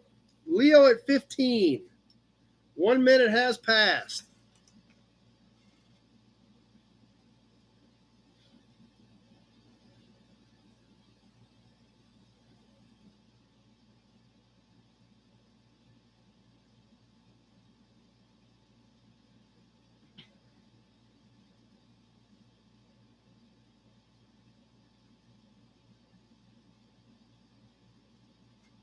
And there's a minute 30. Minute 30 has passed. Leo at 15. I wonder if we got an issue here. Nothing that, or everybody's just sitting there. It's crickets. Leo at 15. X-ray at 16.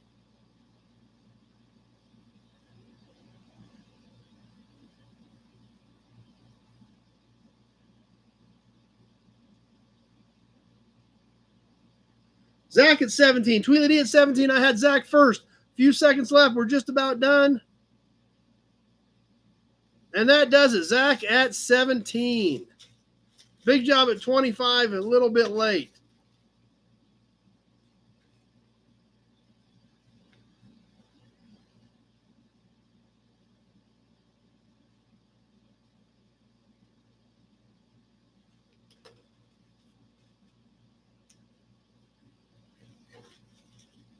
Tony's still thinking about the valve covers. All right. What's next? How about some maps? We haven't done any maps in a while. A set of Texacos. Arkansas, of course, trust your car, the man that wears the star.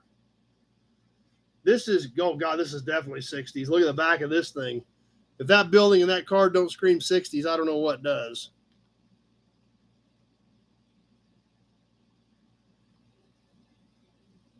Yeah, I don't know. There may be the lag situation may be a little bit different now, Big Job. You guys may need to jump in just a little bit earlier.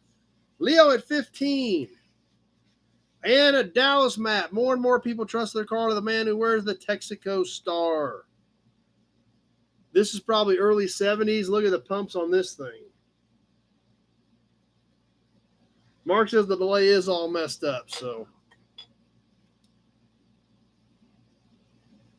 Brian at 20, and one more.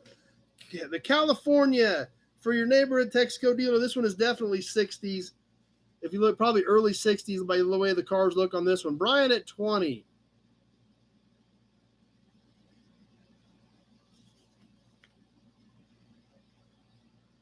Alex at 22. X-Ray at 21. I've already got Alex at 22. All three of them, one-shot deal, all Texaco branded, all with Texaco logos. California, Dallas, and Arkansas. Alex at 22.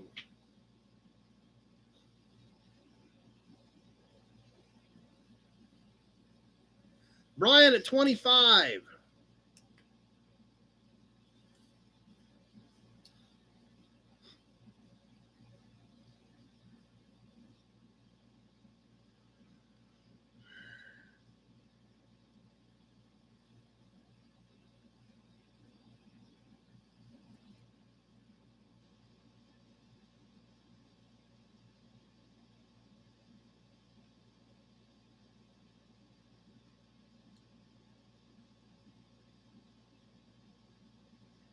And there's the 1 minute mark. Brian at 25 on all three Texaco maps.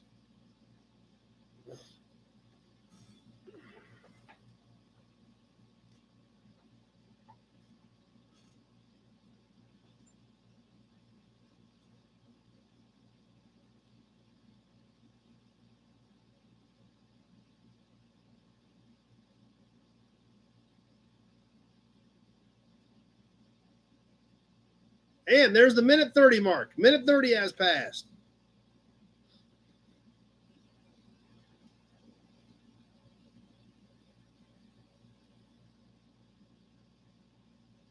Brian at 25, all three Texaco maps.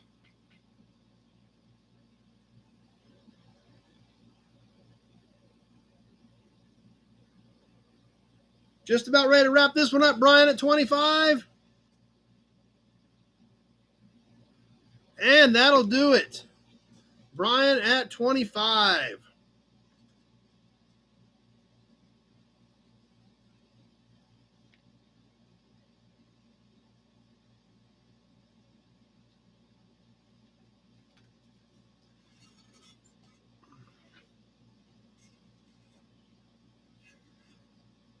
All right, we'll start working into a little bit some more better pieces here. We have some really cool stuff coming up, actually.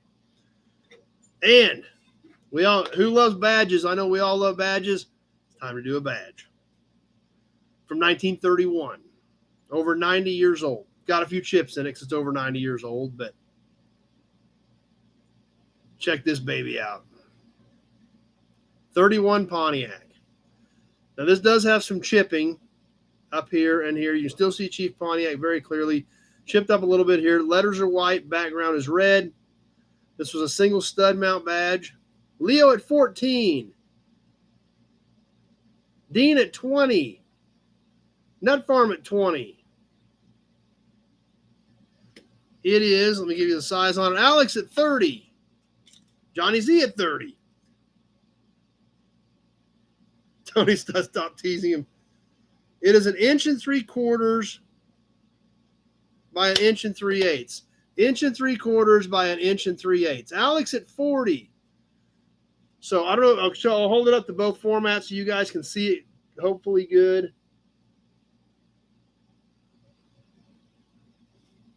I want to try to hold it up to both cameras so Facebook and YouTube can get a good look at this thing. And let's get rolling. Alex at 40.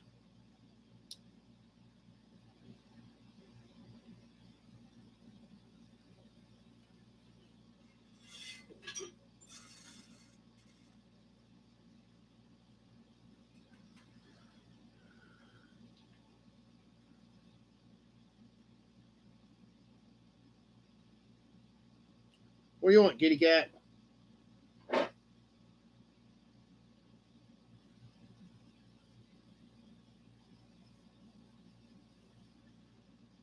Okay, yeah, and I forgot to mention that. I saw that pop up, Big Job, and we were in the middle of something. Anybody that has channel stickers, if you want us to give them to Big Job, then he wants to add them to the DX sign. Okay, we got a deal popping up here. Ads will run shortly for some viewers. It does have the skip button. I'm going to go ahead and hit that. I've got Alex at 40. I'm going to hit the skip ads here thing. Okay. 1 minute has passed. I was looking for the ad thing. 1 minute has passed. It does say ad skipped on my side. PayPal friends and family. Yes, that's correct, Tweedly D. Alex at 40. Dennis is here. And there's the minute 30 mark. 1 minute, 30 seconds has passed. Alex at 40 on the Pontiac badge.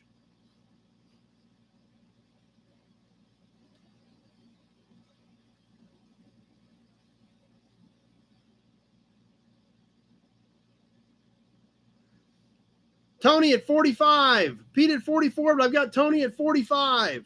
Few seconds left. Alec at 42. Tony at 45 is still on high. Alex at 50. Kenny at 65. And that does it. Kenny at 65. A whole bunch of bids come in right at the end. Kenny threw the 65 out there, and it's a good thing he did. There was 52, 52, 46, 42. But Kenny came in with one big shot at 65 and got it done.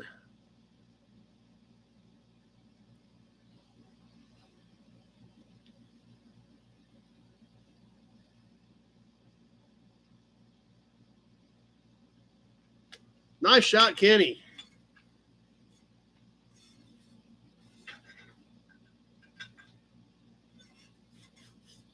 Store that in the back of Big Job's truck there. Okay, that was interesting. Let's get another badge bundle going here.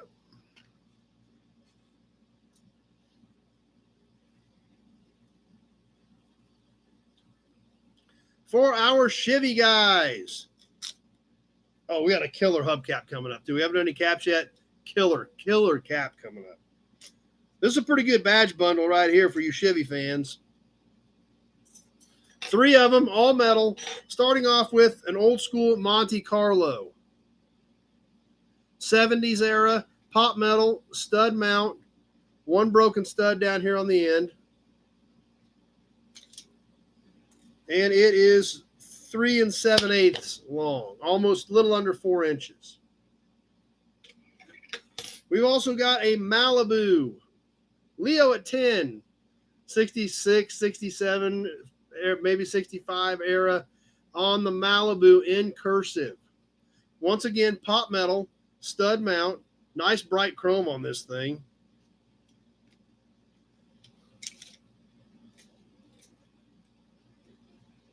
And it is 8 1/4. 8 1/4 long on the Malibu. You can see the chrome on it. Oh, yeah, look at that. Yeah, it's bright. You hanging in there, Mark?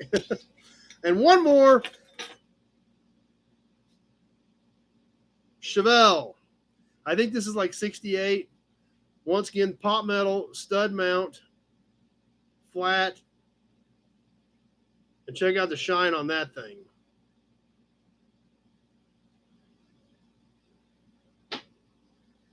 So all 3 of them. Matt at 13. You're getting all 3 Chevy badges, the Monte Carlo and the 2 Chevelles. Matt at 13. Let's get this thing rolling on the timer.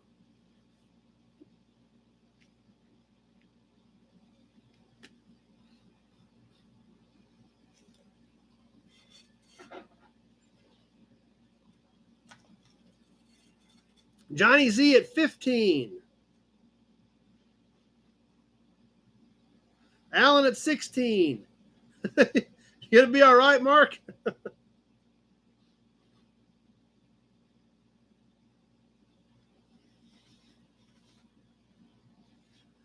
Alan at 16. All 3 Chevy badges, 1 money. Give an Auburn badge to think about it, though.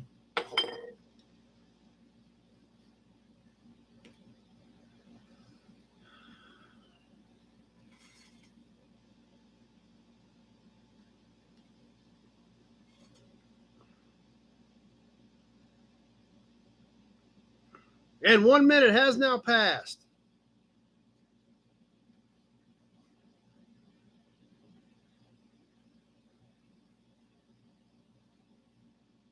Allen at 16.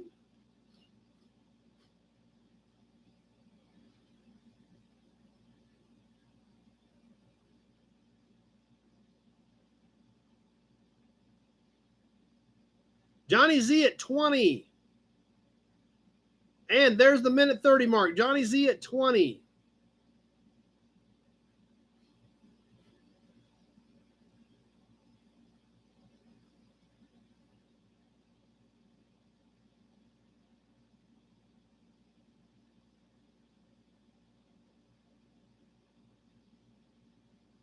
Coming down to the wire on this one, Johnny Z at 20. Zach at 22. Just about ready to wrap this up. Anything sneaks in here late. Johnny Z at 30, and that does it. Johnny Z at 30 at 159.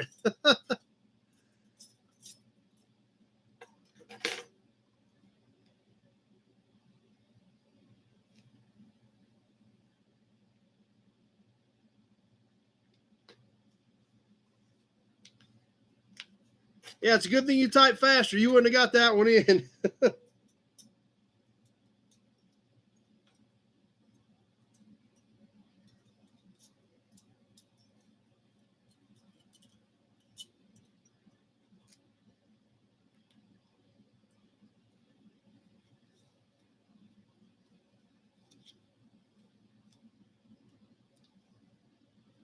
All right. I promise you guys a killer cap. This is killer. I got 2 of these at the Springfield swap meet. So I will sell one. Otherwise, I wouldn't be. Because this thing is cool.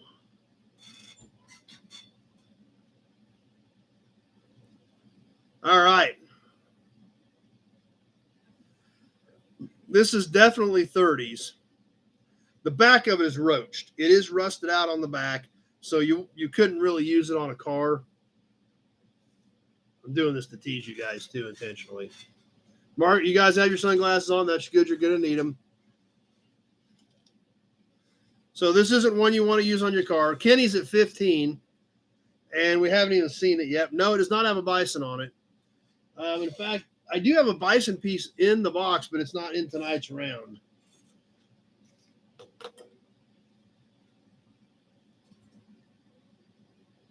Hudson Terraplane.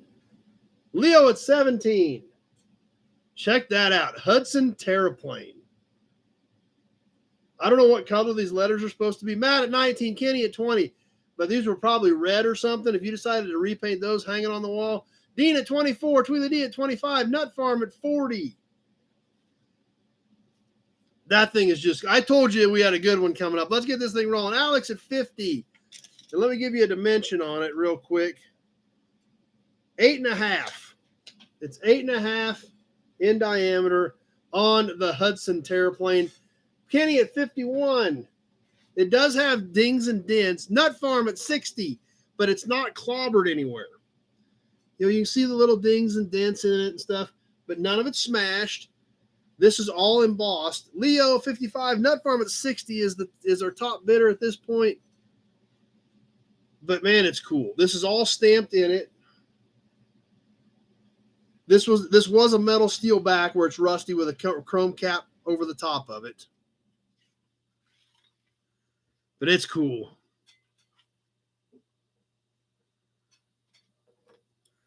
And things are getting interesting. I've got the Nut Farm at 60.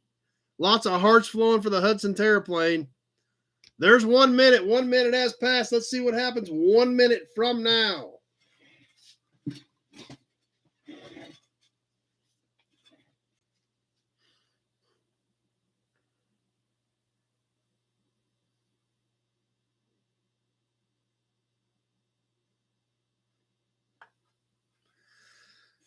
Tick tock, tick tock, tick tock, tick tock. And there's the minute 30 mark. 1 minute, 30 seconds has passed, which means by the time you see this, we're not going to be done. That's right. Big Job says snipers on the roof. Nut Farm at 60 on the Hudson Terraplane.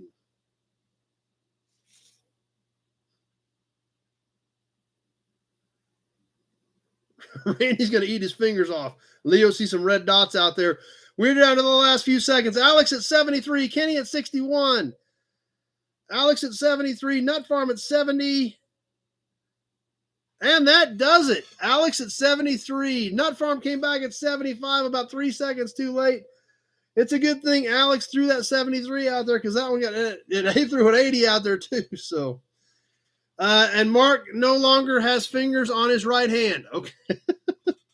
Sorry, Mark. I didn't mean to throw up something so cool that you had to chew on your fingers that bad.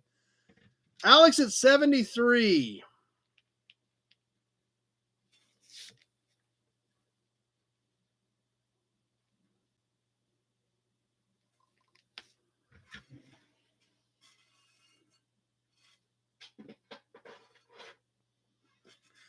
All right. Oh, something else cool. And then after we do that, I've got a bigger toy that we have shipping on.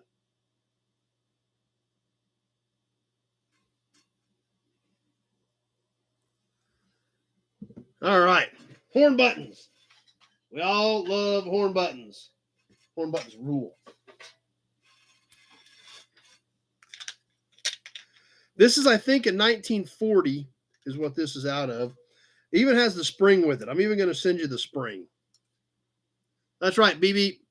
It actually is a Plymouth, believe it or not. Leo at 10. Leo just wants a horn button. He don't care. This is, I think it's out of a 1940 Plymouth. Dean at 12. This is kind of a, not really a plastic, but some sort of a kind of a plastic ring. Stainless button. Obviously, we see the ship here on this. Yeah, these would have been 6 cylinders. On this big streak through the middle of it. Nut Farm at 20. This is actually 2-piece. This actually comes out of the ring. Leo at 22. So the ring was actually painted. Bakelite, that's the word I'm looking for. Thank you, Big Job. Bakelite. So you could paint this ring any color you wanted and then polish the stain or the chrome or the stainless and touch that up and the thing would look awesome. Nut Farm at 25. And this actually, like I said, still has the spring with it. Boing, boing, boing, boing, boing, boing, boing, boing. Spring included. On the, I think it was a 40. I think this came out of one of those 40 coupes I've got. On the Plymouth horn button. Nut Farm at 25. Let's roll with this thing. Let me give you a dimension on it. 4 3/4 across. 4 3/4, 4 7/8 across in diameter. So this comes out. Paint the ring. Do whatever you want. Nut Farm at 25 on the Plymouth horn button with spring.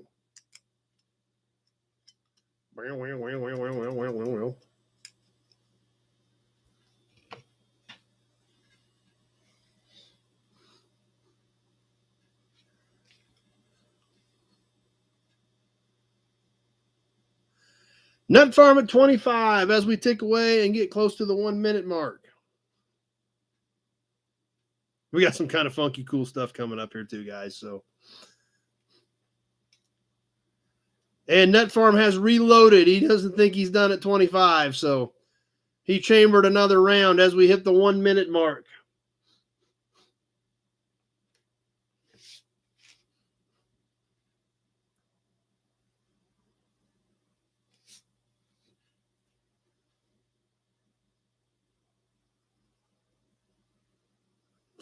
Leo just cocked the hammer back. And we're about to 1:30.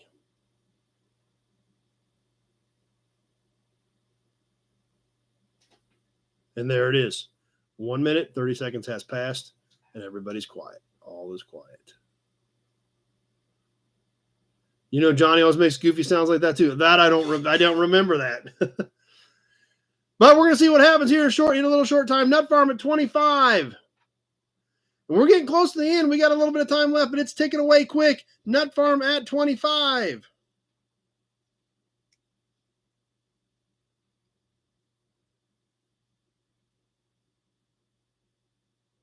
And that did it. He got it. Holy cow.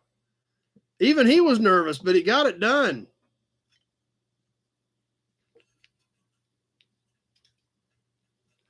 Alec came in at 28 over here just a few seconds too late.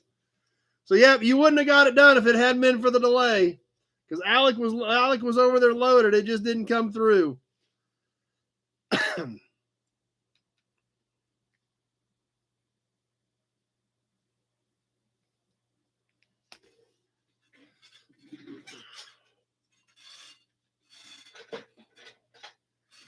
All right. Big toy. $20 on shipping on this one. Another project, but a super cool project. I've got some of these that are nice originals. I don't think I've got this one, but this was a fairly common style that they used in the late 30s. This was modeled off the 37-40 D Series International. Leo at 20 and 20 shipping. So $20 shipping on this one. Like I said, this is one toy, weighs 5 pounds, just the toy. All metal, obviously, except somebody changed the front wheels. I think this is all original, except somebody put different front wheels on it. And this is a 37-40 era D Series International based toy.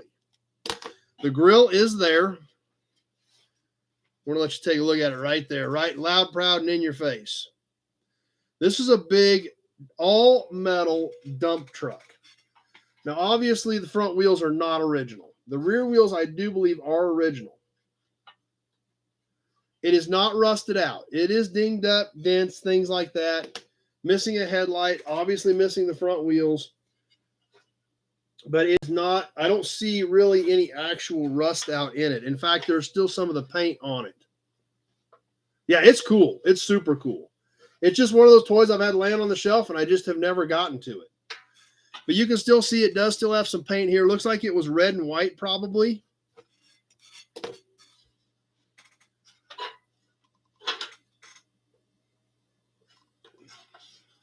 Try to show you all the different angles of it. It's cool. It's super cool. Yes, it did have dual axles. That's true. It is missing an axle.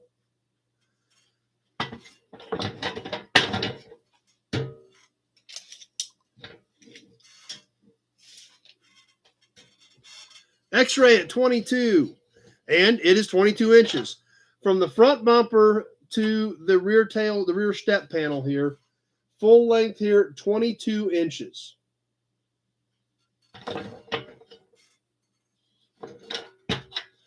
Now, I'm going to give you a width on the cab, and that is 5.5 across there, so you have some idea of what the rest of the size of this truck is.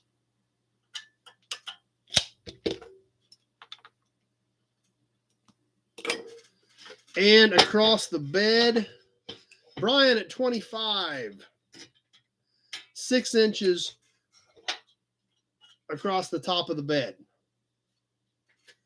So there it is, 37-40 era based on a D Series International. Trucks were made in that same window. Brian at 25, let's get this thing rolling, plus $20 shipping on this thing because it's heavy. So it's cool, but it's heavy. But that's what's crazy. Yeah, that's right. No plastic in these. Leo at 26. And like I said, fortunately, it's not rusted out. Some of the dings and dents can be worked out. It can be painted. You would have to find some correct front wheels and another axle, or another set of wheels, and then just put an axle in it. But yeah, this thing was a beast. If you open this on Christmas morning back in the late 30s, holy cow, this was an amazing toy. Leo at 26 on the old International.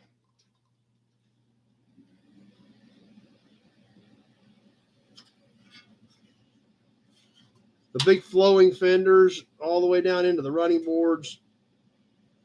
They did a really nice job with this toy.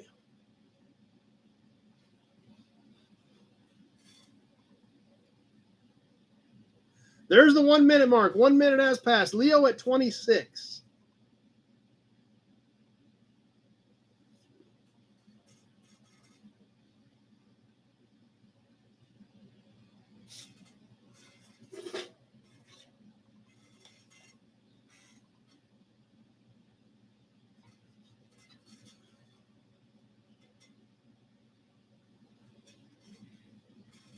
And there's the minute 30 mark, which is good because I'm getting tired of holding this thing.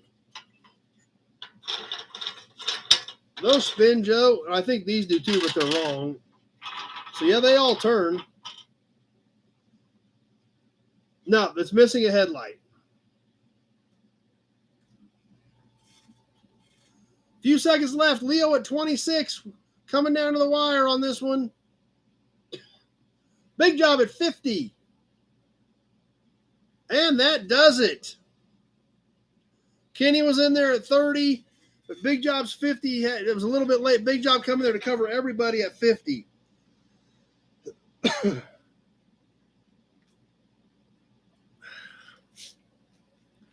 And I'm glad I'm not holding it anymore. Holy cow. 5 pounds don't sound like much to sit here and hold it like this for 2 minutes.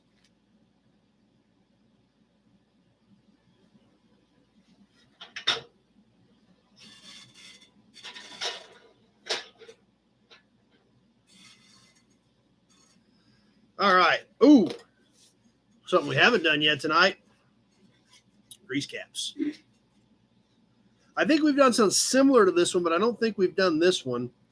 This one kind of looks like it's brass. I think this is a brass one. And it looks great. It's not beat up. It's got a few small dinghies in it, but very crisp, very clear. Definitely has wear to the finish. Leo at 15. That's right. I got a good workout on this super crisp Buick. Nut Farm at 20. Kenny at 20. Not enough 12-ounce curls.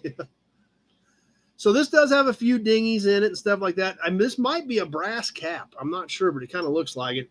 The Buick obviously is extremely crisp and clear in this one because it's not too beat up. Leo 22. 3 1/8 across the back. 3 1/8 across the back. Across the hex, it's 2.5 on the little Buick grease cap. Randy at 25. The font looks modern. Yep. Alex at 35. So nice looking cap. Height on this one, it's about 1.5 inches tall. This fly is going to be about 1.5 inches dead here pretty quick. Not sure on the year of this one. Probably late 20s is what I would guess.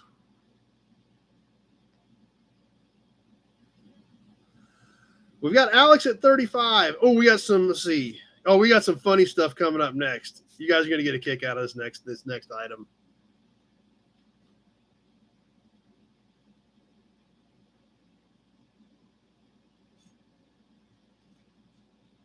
Tweedly D wants a bonus drawing. I think that sounds like a heck of an idea, Tweedly D. That's a great idea.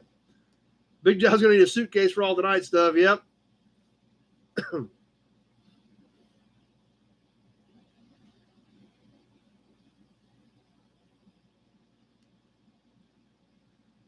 And there's the 1 minute mark. 1 minute has passed.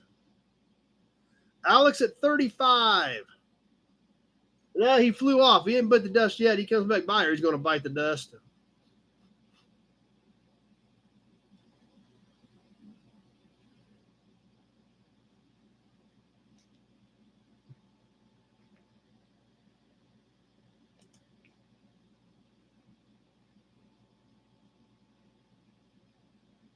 And there's the minute 30 mark. 1 minute, 30 seconds has passed. Alex at 35.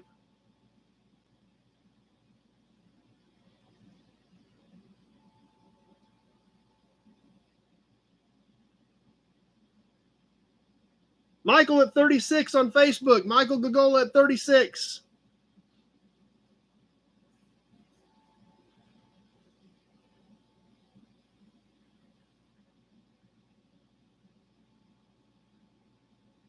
And that does it. Michael Gagola at 36.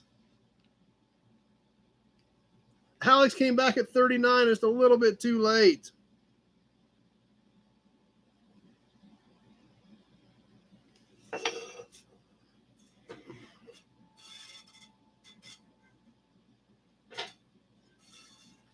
All right, bonus drawing. Oh, real quick. Tweedly D wants to do a bonus drawing. Let's do that real quick. Then we're getting into the funniest thing we're going to sell tonight. Real quick, let's dig into the Fleet can and let's grab something like this. But that's a matchbook. It's a flat one. And let's grab a name out of the big Buick oil can.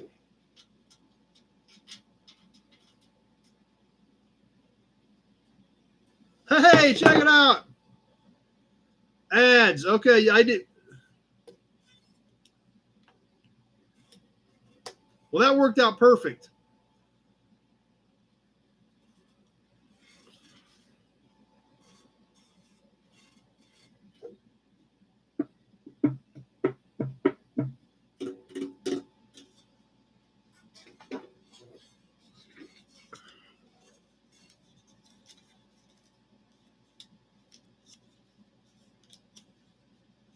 Mark got this one. We're going to wait a second here before we open it.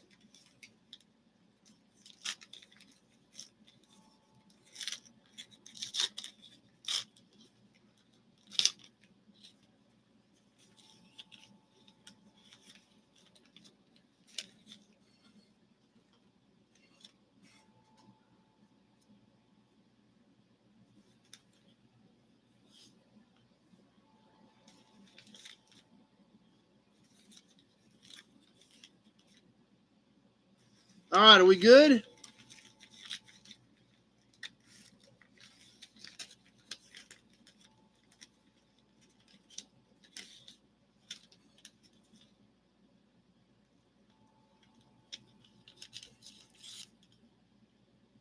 Black Cat Cafe and Bar. Check that out. Black Cat Cafe and Bar for Mark Falcon. All right, let's write his name on it.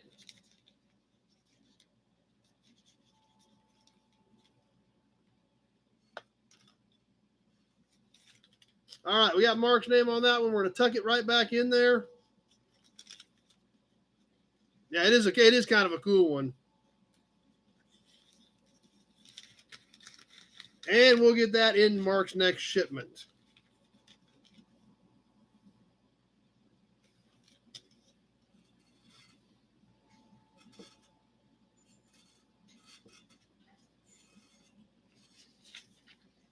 Okay.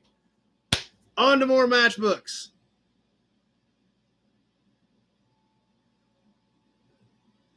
Show open a Gray Kitty bar. Yeah. Hey, Dum Dum, you want to open a bar? Hey. She's actually sitting next to Spuds MacKenzie right now. As you say that, literally, it's kind of funny. As you say, open a Gray Kitty, go hey, open a Gray Kitty bar. Gray Kitty. I'm literally going to show you a picture of Gray Kitty because you said open a Gray Kitty bar. And that's where she's sitting right now, literally right next to Spuds MacKenzie.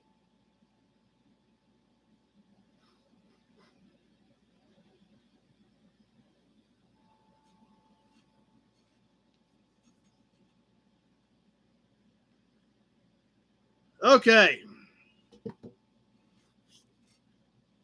Next item up for bids. It's like the Price is Right. All right, next item up for bids. I'm going to show you a Hudson badge. We're going to give you an Auburn badge. Yeah, hey, Dum Dum. This is hilarious. We've actually got 3 matchbooks, and they are clothed. They are swimsuit matchbooks. They're matchbooks. They're girly matchbooks from the Lester Reed Post number 183, American Legion.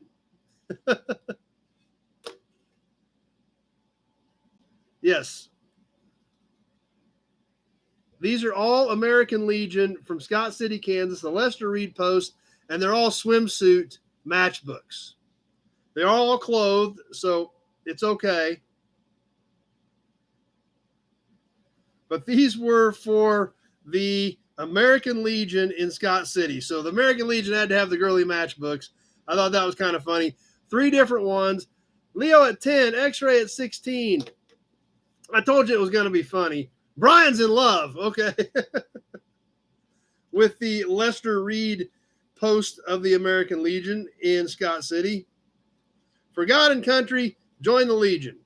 I don't think anybody was looking at Forgotten Country on these particular matchbooks. So anyway, there they are. Dean at 16 on the American Legion girly matchbooks. That's right, they're not politically correct matchbooks in today's society. Absolutely not. But they sure worked for the American Legion probably 50 or 60 or 70 years ago.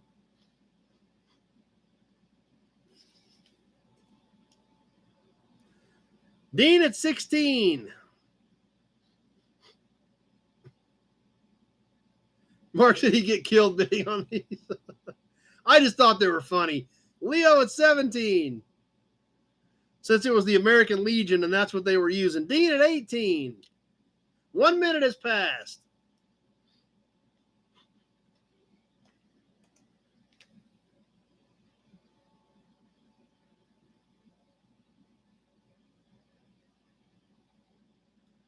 Alex at 20.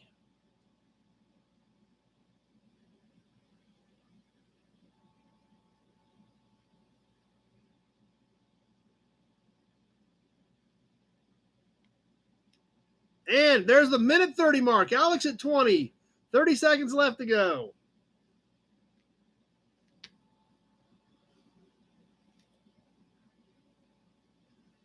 Dean wants to put him in his 41 Ford at Cars and Coffee.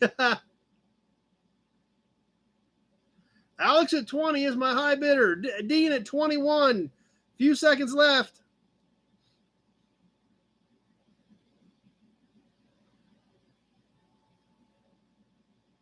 And that'll do it. X-Ray Dean at 21. And they will look perfect in your 41 Ford.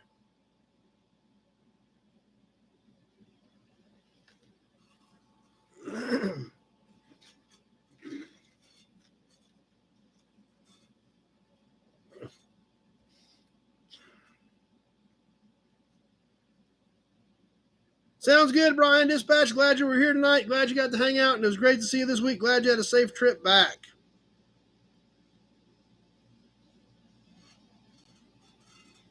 Okay, let's keep moving. A few more things to go yet. Ooh, another license plate. We got a few more license plates to do. This is a knockout one.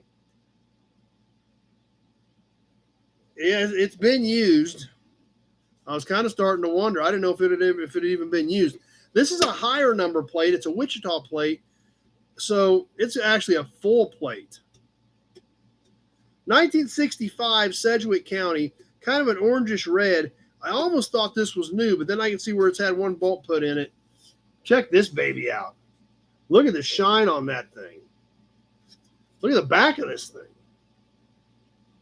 I almost thought it was new until I looked right here, and you can see where there was a screw used on it right there. Tweedledee at 30. This is a standard size, roughly 12 by 6 plate. It does have the Kansas cut out of it, and it's stamped in the corner. As you can tell here, this is all embossed, but really just a great looking plate. I mean, the back of this thing is not beat up. It's not tore up. The front still looks amazing. Leo at 32, and let's get this thing boogieing. Alex at 45. See if we can see the timer in here in this one. Get the angle of the dangle right here. Oh, yeah, look at that. Right there between the 1 and the 3, you can read the clock.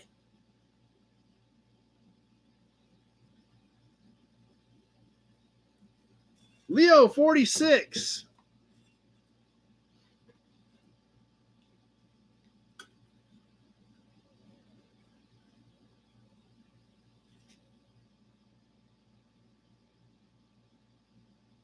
Zach's got to jump off. Glad you were here tonight.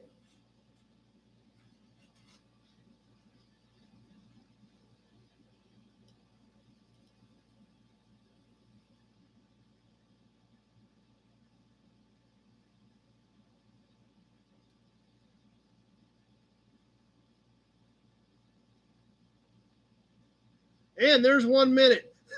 Number 1 says some of the plates I find are better than his whole cars are.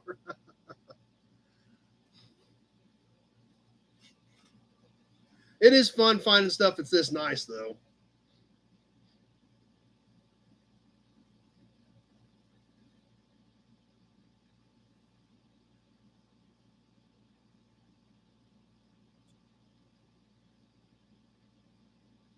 And there's the minute 30 mark. Leo at 46.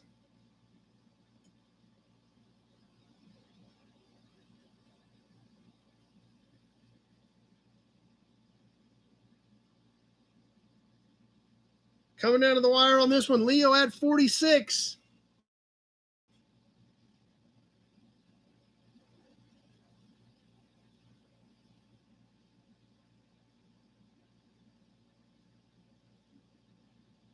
Alex at 47, and that does it. Holy cow. You had about a half a second on that one because that popped up at 159, but Alex at 47.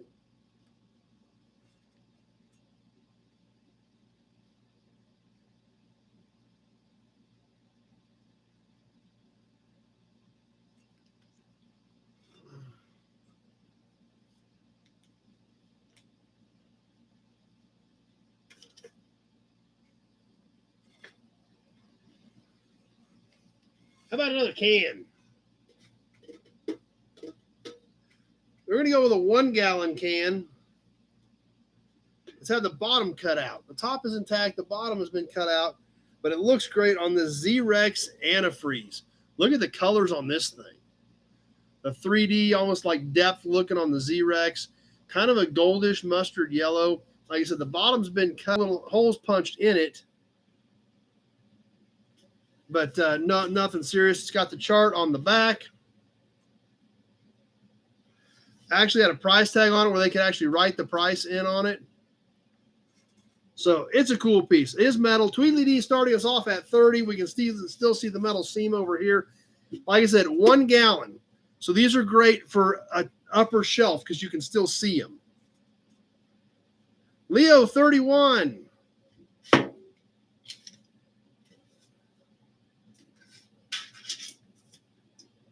Seven and 3/4 and 6 5/8. 7 3/4 tall, 6 5/8 across. So a little under 8 inches tall. Great upper shelf display can. Obviously great color. Z-Rex by DuPont. Non-evaporating, anti-freeze, and anti-rust. Leo at 31, and let's make this thing boogie.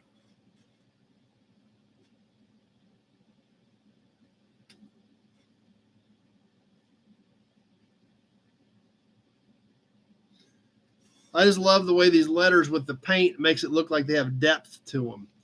You see like the darker shading, and then you see the shadow behind it. It literally makes the Z-Rex look like a 3D type thing.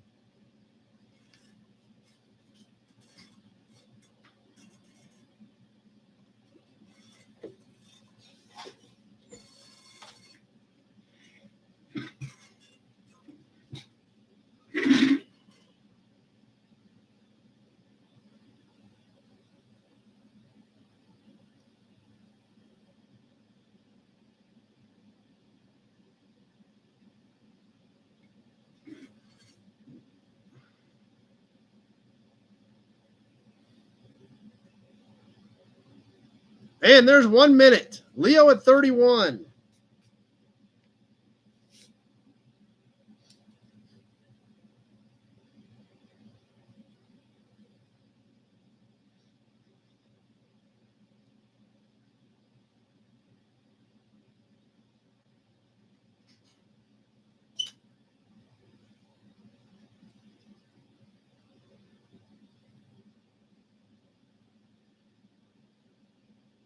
And there's the minute 30 mark. 1 minute, 30 seconds has passed. 30 seconds left to go. Leo at 31 on the super cool Z-Rex 1 gallon.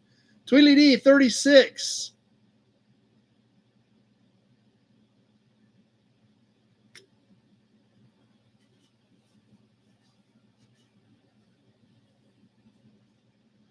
Coming down to the end of this one, a few seconds left to go. Tweedledee at 36.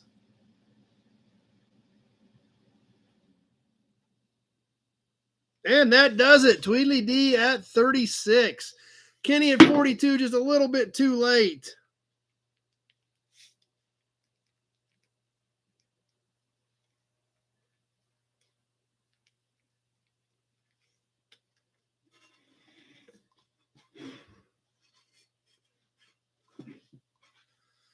I believe the Viper was sold as a Chrysler in Europe and Asia, if I remember correctly. I think that is correct.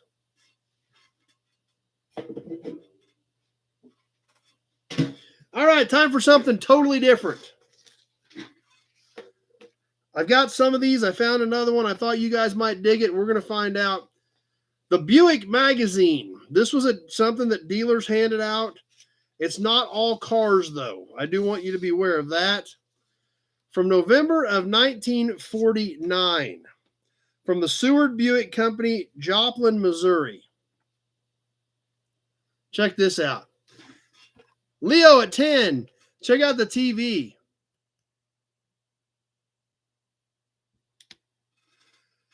Buick Magazine, 1949. Matt at 12. On the back cover, we live up to your Buicks. Promise you get 2 for 1 with Lubricare. Seward Buick Company, Joplin, Missouri. Sure. Chouard. The TV has porthole knobs. Yeah, it kind of does, actually. Inside, Leo at 15. There is some car stuff inside, but these were more of a lifestyle type magazine. Talking about football, but they obviously have Buick ads in them as well.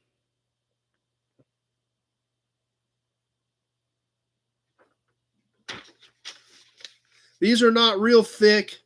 Tour of the big town about New York City. So this is not just strictly car stuff, but it does have Buick stuff in it as well. Obviously some advertising for Buick, definitely, because it's their deal. Not a big magazine, 15 pages. There it is, the Buick magazine from November 1949. It did have one other thing I was going to show you.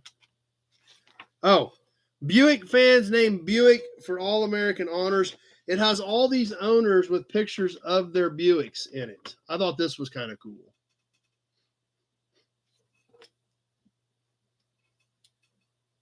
Leo at 15. So let's get rolling on the timer on the November 1949 issue of Buick.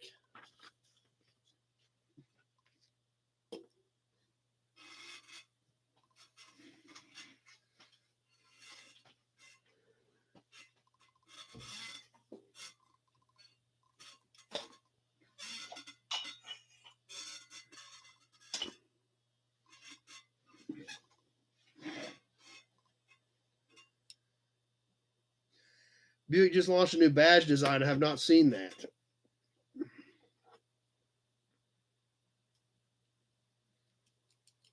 Yeah, I think all the 48 issues we've got are actually in Dad's 48 Roadmaster. So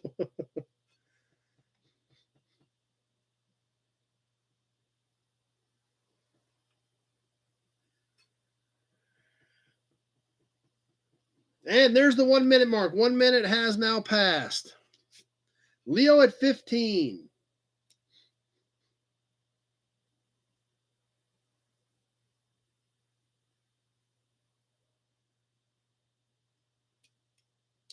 Of course, it could have been in there when they took it back for service in 49, so.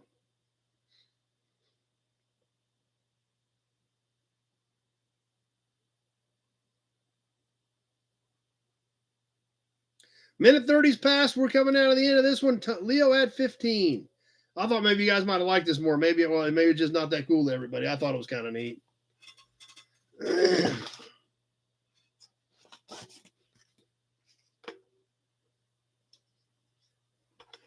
Leo at 15. Few seconds left on this one. We're coming out of the end.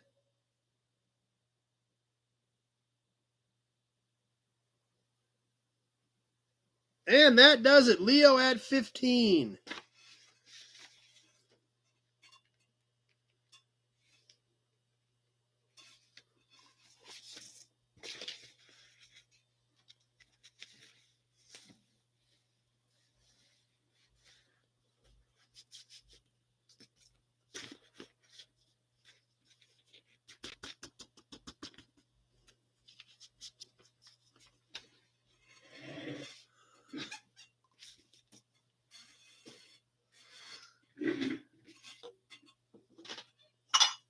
All right, something for the Ford fans.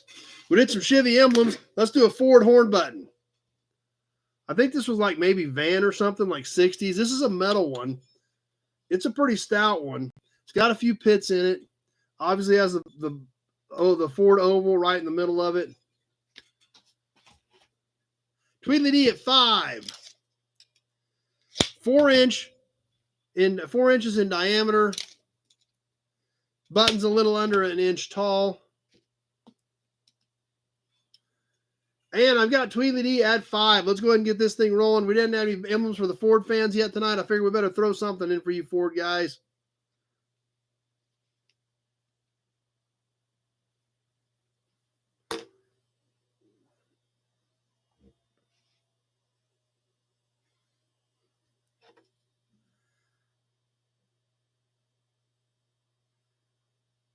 That's his dream-sized dog dish cap.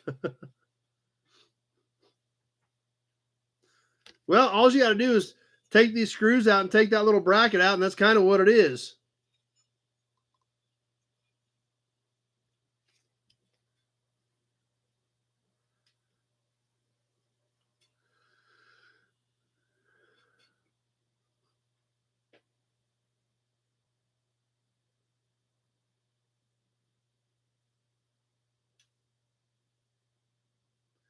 And coming up on the 1 minute mark, Tweedledee at 5. Make it a smoking deal on this one. Put it in his big can. Kenny at 10 as we're just past the 1 minute point, 1 minute mark. Kyle at 8, but I've got Kenny at 10.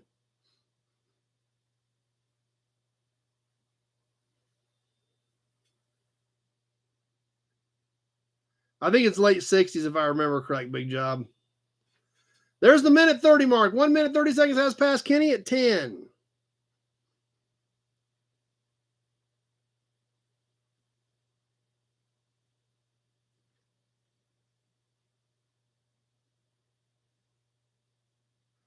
Kyle at 11. Backside has the bracket where it snapped in.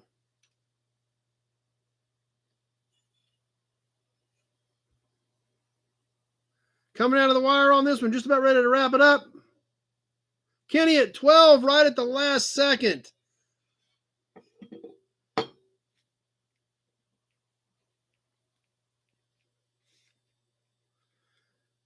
Kenny barely squeezed Kyle out on that, just in the last 2 seconds of that, and got it done. Alan came in at 12 as well, and it was after Kenny, which Kenny hit it right on the money. So Alan was a couple seconds after that. So, all right, a couple more things to go yet tonight. Grease cap, license plate, and hubcap. That'll catch us for tonight. This grease cap, super cool one. I think we did one similar to this a while back, but it's super crisp and super clear on the Chevrolet badge. This one. Okay, I got a little pop up here. Bear with me here, guys. Leo 10. Okay, it's got a skip button on it. I got to look around the cameras here to get to the skip button. Okay, we should have that shut down, I think. I just don't catch them all the time. It's clear down in the far bottom of the screen, and it's, I'm sure, intentionally difficult to see. So, okay, back to the grease cap. Chevrolet, probably late teens, early 20s. Nice, crisp, clear bow tie and letters. We see the hex here has some dings and dents in it. A little bit taller of a cap, but smaller. Nut farm at 15. 2 3/8 across the back. 1 3/4 tall. So a little over 2 across the back. 1 3/4 tall. The hex on this one is about 1 3/4. So nice, crisp Chevrolet part. The dings and dents don't really affect that. Let's get this on the timer. Nut farm at 15. This is threaded. These, just like these other ones, it's actually threaded onto the axle. And nut farm at 15.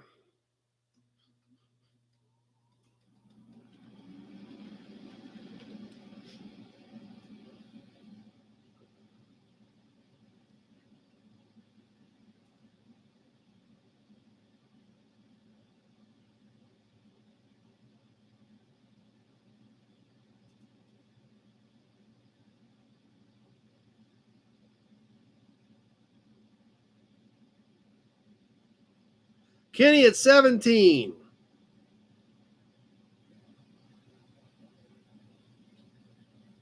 Okay, so apparently it worked. Johnny the ad skipper. Like I said, I got to pay attention because it is not, like I said, I'm sure intentionally There's 1 minute. 1 minute on the Chevy grease cap. Kenny at 17.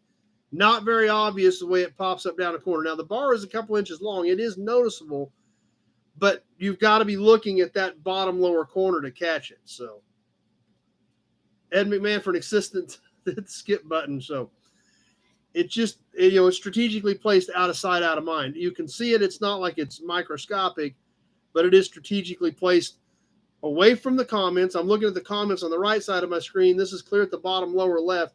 Minute 30 has passed. Kenny at 17. We've hit the minute 30 mark. Kenny at 17.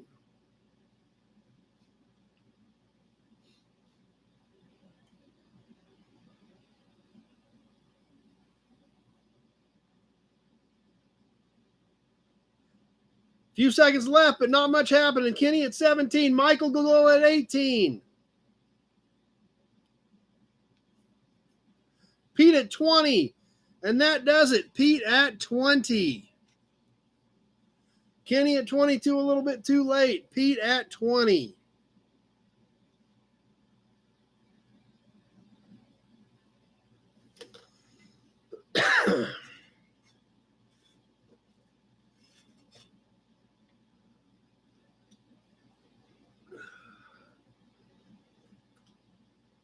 What are you doing, dum-dum? What? You going to come say hi?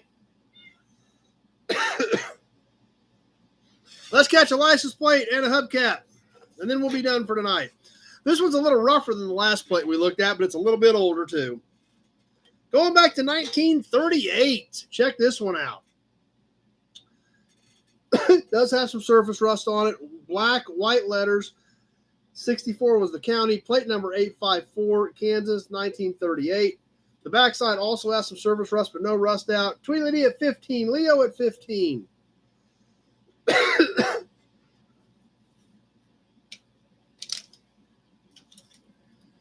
12 3/8 by 5 3/4. Alex at 30. Martin at 20. Kansas 38. Martin at 35.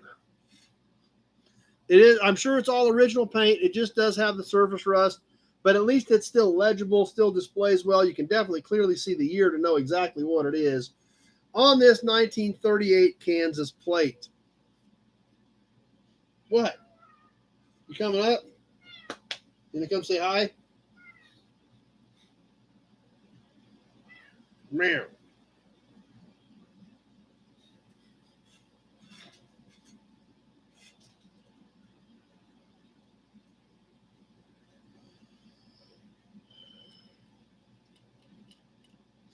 As we're ticking away, I got a cat over here running around. What are you doing, knucklehead? You gonna come up? Come on, you wanna come say hi? Any other time you obviously do. Yes, I know. Yes, what? What? Come on. And there's 1 minute. Tractor Mike looked it up. It is Ellsworth County. Alex at 40. What? What? What? Yes, there you are. Martin at 41. What?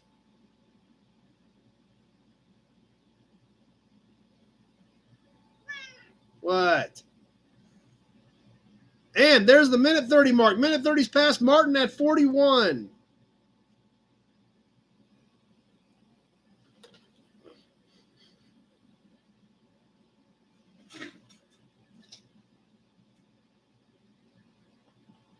Alex at 46.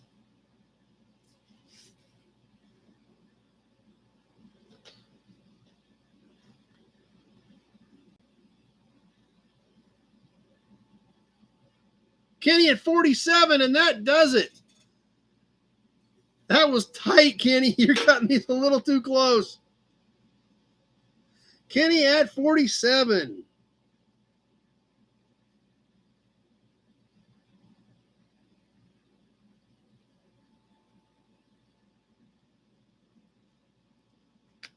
What?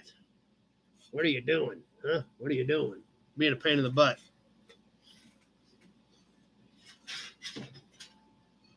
All right, let's catch one more hubcap. This thing's cool. Got some dings and dents. It is super bright. It is super shiny, and it is super cool. For another poncho. This is late 40s era, 46, 7, 8-ish. Leo at 10 on the Chief Pontiac cap. Yep, Chief Pontiac right there. This ridge is stamped in there as well. This is once again a chrome cap on a metal base. It does have plenty of dings and dents, things like that. You know, it's 75 years old roughly. But it is nice and shiny, and the great part about it is right here where you see everything, the Chief Pontiac, the ridges, this is all pretty nice. So great wall hanger, super cool piece. This was probably red in here in this background originally, I believe. Nut Farm at 20 on the Pontiac cap. Back of this one still is in pretty decent shape. But we're going to hang it on the wall because it looks cool is what's probably going to happen. So Nut Farm at 20. Let's get this thing rolling. Last piece for tonight. Then we're going to catch the magazine. And then we'll get ready to wrap this thing up. And I've got Nut Farm at 20. What are you doing? Lots of hearts rolling. I always appreciate that, guys. Move your paws off the keyboard. What part of English don't you understand?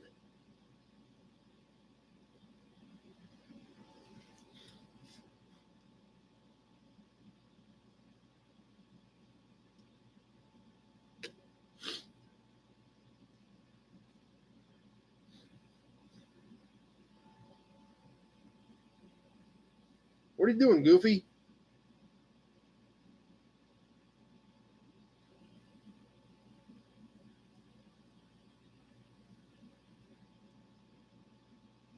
Coming up on the 1 minute mark. Martin's got to jump off from Tucson. Glad you were hanging out tonight, Martin. Hope you had fun. Hope to see you next week. There's the 1 minute mark. Nut Farm at 20.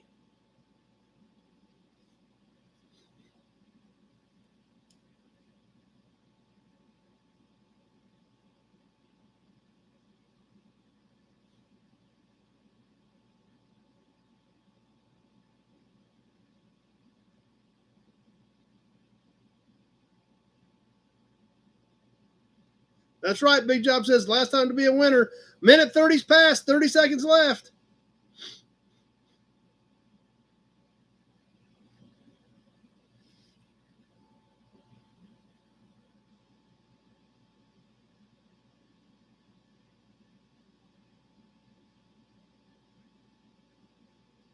Yeah, it is pretty quiet. We're coming down to the wire. There's a little bit of time left, but not very much.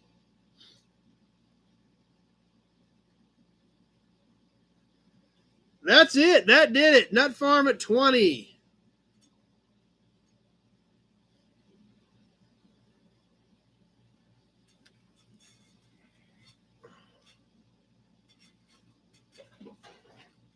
All right. Thanks for playing, everybody. Had a lot of fun at the auctions again tonight. And congratulations to all our winners in the auctions as well as tonight's raffle. And what the heck, let's do one more bonus raffle before we get into the magazine, and then we're going to dump the big Buick oil can. And what do we got? What do we got? Let's get whatever this is. And we're going to give it to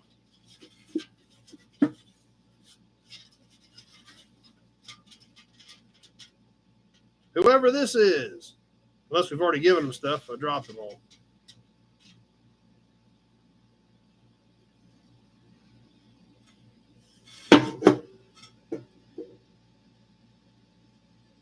Dennis Chapman.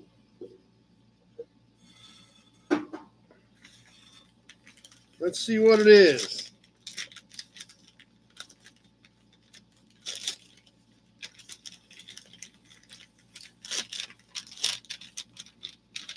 Holy cow, this wrapped up. Oh, it's a little 55 Ford convertible.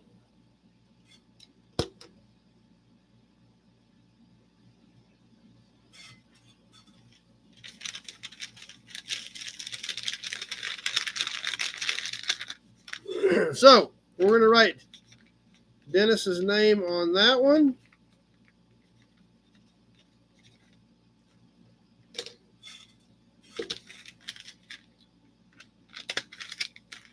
Staple it back shut so the car stays in there where I got it marked.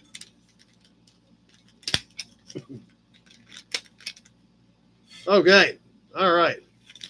Got that one for Dennis.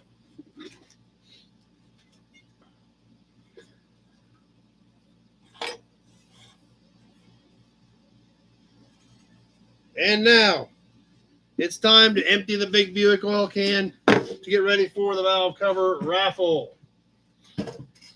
So, unfortunately, it's that time, as just like we do every month.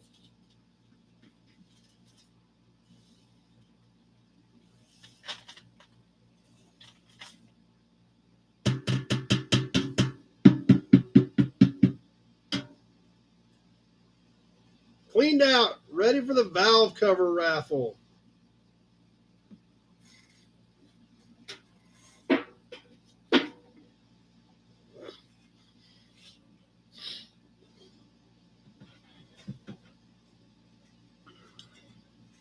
Hey, can I have my notes back? Yes, can I have my notes back? Cool, Dennis. I'm glad you like it. It's kind of a neat. They're nothing fancy, but they're kind of neat little cars. They are original stuff from the 50s. So, can I have my notes? Hey, can I have my notes? You're sitting on them. Yes, you are in the way. You're still sitting on them. Just because you stand up don't mean you're not sitting on them. All right. Finally, got my notes back. And let's catch a magazine, part of a magazine. Glad you guys had a lot of fun with the auctions and the raffle tonight. That's why we do it. How about a Hudson badge? We're going to start on this magazine. We'll finish it up next week. Obviously, we're not going to get through all of it tonight. But something a little bit different. You know, we look at a lot of different eras, 50s, 60s, 70s. But that's really about all we've ever done. I got some magazines. Actually, when I picked up the Impalas the other day, we're going to mix it up a bit. Yeah, we're going to move up a little bit on age and check out some other stuff because some of this other stuff's getting old. How about December of 1993? Yes, the December issue of 1993 Motor Trend with the truck of the year, the 1994 Dodge Ram.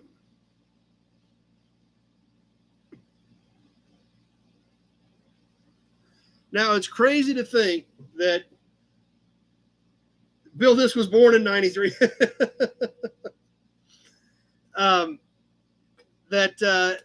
That's where we're at in the car world. They sold one of these trucks, this body style, at Mecum, Dallas 2 weeks ago.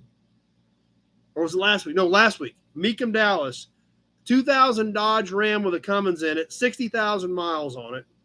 56, 57, so just a hair under 60,000 miles.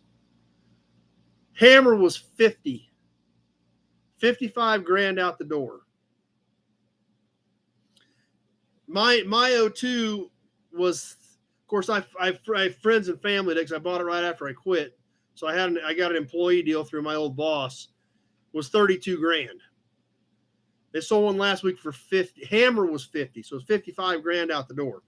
So yes, it's kind of crazy to think that this stuff is 30 years old, and that's where we're at in the collector car world. So but there again, I want to mix things up. I want to do things different. I want to look at different things. So I thought this would be great. So let's go ahead and get into it. Check out some stuff. Starting off with some trends from the Frankfurt Auto Show. And the reason I wanted to catch this is it's a blast from the past. And we've talked about this a little bit. When it comes to Mopar, I would buy a good coupe if I could find one. Shopcat stopping by. But trends from the Frankfurt Auto Show. What else was being introduced, getting ready to be introduced, I believe is a 1995 model. The Neon. Yep, who remembers the Neon?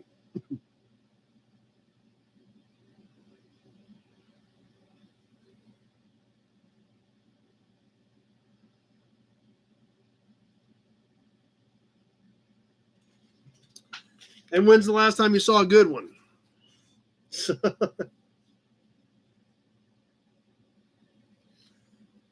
A friend of mine thinks she still got ripped off.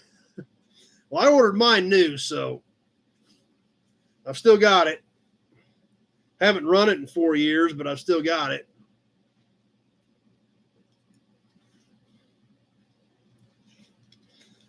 Let's take a look at what else was happening in December of 1993. As crazy as that sounds.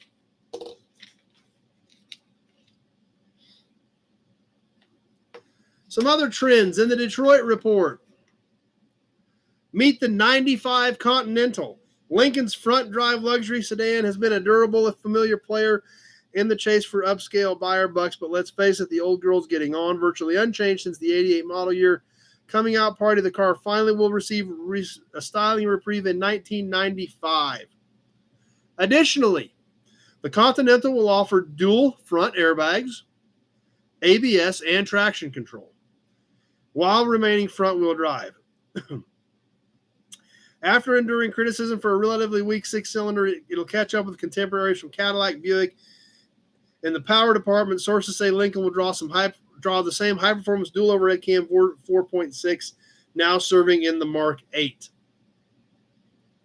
So, kind of crazy to think about the restyled 95 Continental. Doesn't seem like it's that old, but it is getting there. And below that, fresh styling, fresh respect for Chrysler's middle sedan, the Stratus and Breeze, those type of cars. It's just weird to think about that we're getting to that point. Okay. That ain't good. Tractor Mike's broke down, so I'll talk to him tomorrow. Hopefully it's nothing serious. He's probably still planting, so. Nut Farm's got to jump off. Glad you were here, Randy.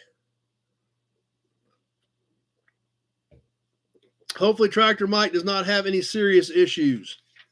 He's been planting wheat for like days, and I think he's still planting wheat tonight.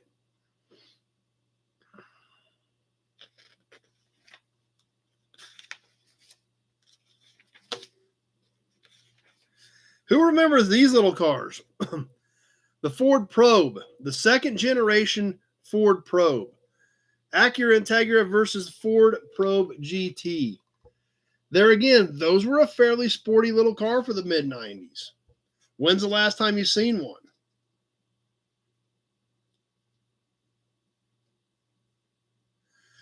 And the crazy thing about it, of course, this was a road test.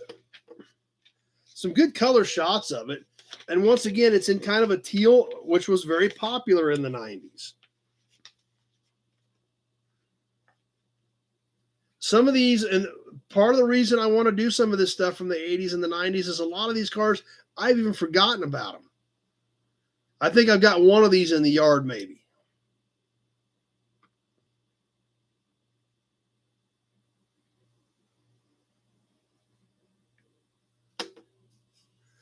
Leo remembers them, yeah, and they, for the time, I mean, they were kind of a cool car. There's no doubt about it.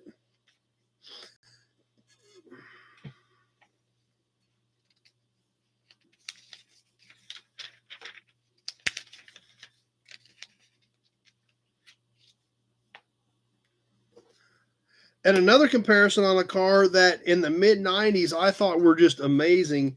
They really came about, and they really had, Kenny remembers working on a lot of them. Kenny says he is definitely feeling old with this magazine. Well, and if you guys don't like this stuff, just tell me. We can stick with the older stuff.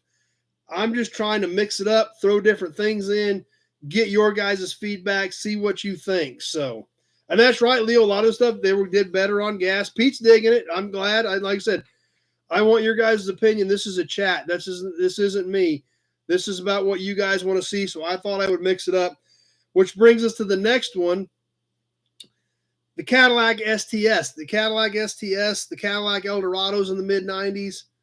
Scott says it's a good change-up. Perfect. So Bill Disc says more of it. Great. I'm glad I tried it.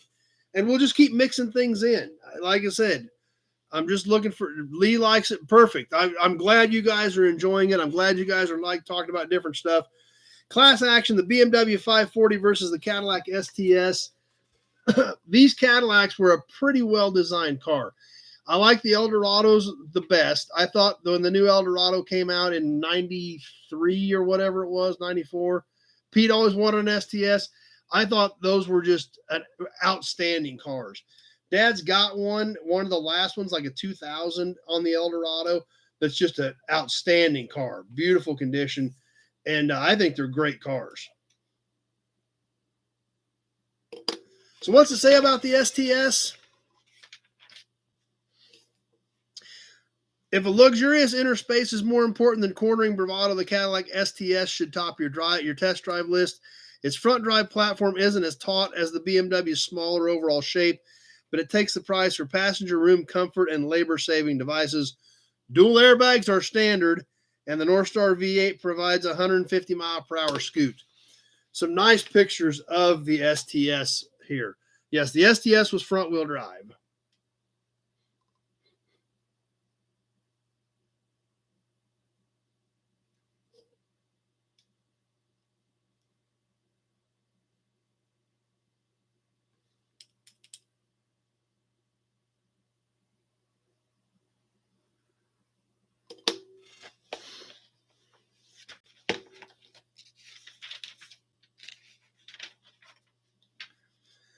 And one other comparison, and this one's kind of mundane, but there's a reason that I wanted to bring it up.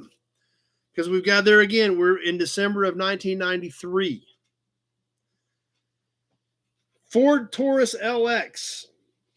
Yes, this was getting towards the end of the run of the original Ford Taurus. Came out, I think, in 86, and it didn't get fully redesigned until 96.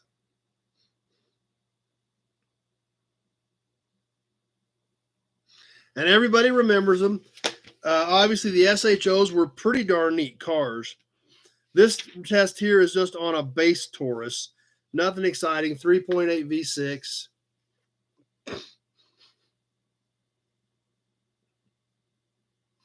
But I do have some of these in the yard. I have gathered up 3, 4, 5 of these over the years, and I've kept them.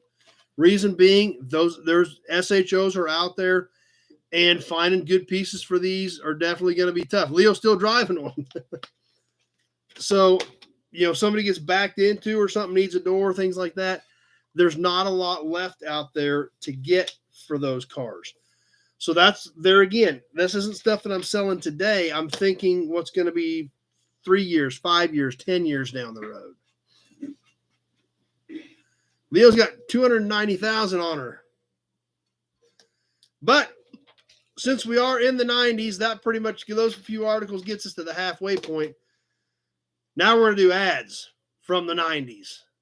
So, okay, I just got a pop-up that just said ads inserted. It did not give me an option to do anything. So you guys tell me if you're seeing anything. And it was real quick. Speaking of ads, okay. We'll give it a second here. You guys let me know when we're done and when we're good to go.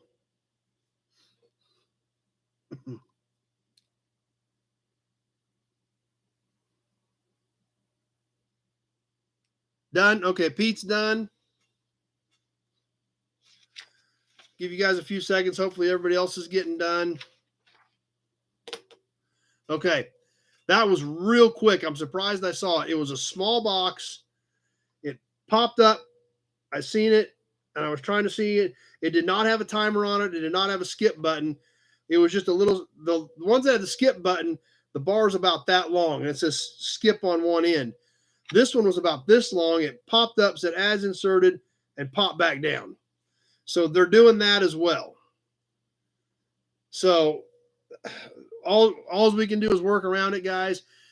I'm asking you to keep me posted, and I will do my best to skip the ones I can, and we'll just have to deal with the others. But anyway, let's check out some cool ads that we want to see. Starting off with, and there again, this is kind of takes you back. The Chevy S10 was redesigned for 94. Big, inside the front cover, full spread ad.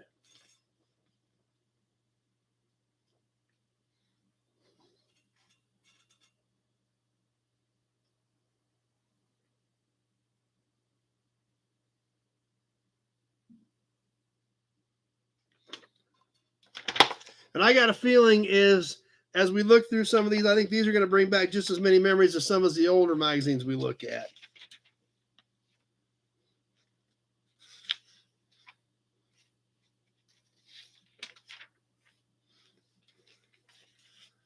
Ford, reliability, why we race. Imagine racing pedal to metal on a twisting road all day and night. At Ford, we go to extremes like 24-hour races and 1,000-mile cross desert competition to test our engine endurance.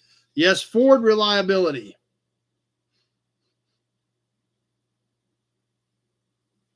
Pete loved the S10 with the flares. Leo liked the flares.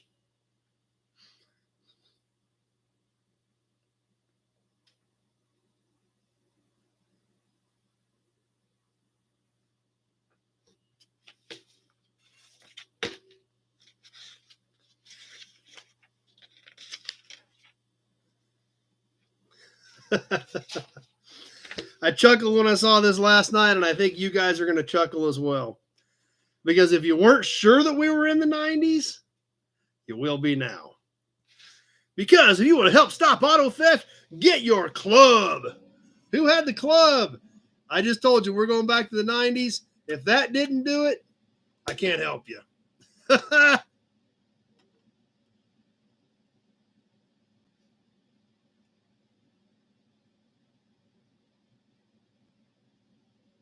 Well, this was the cheap club, the super econo club, not the regular club.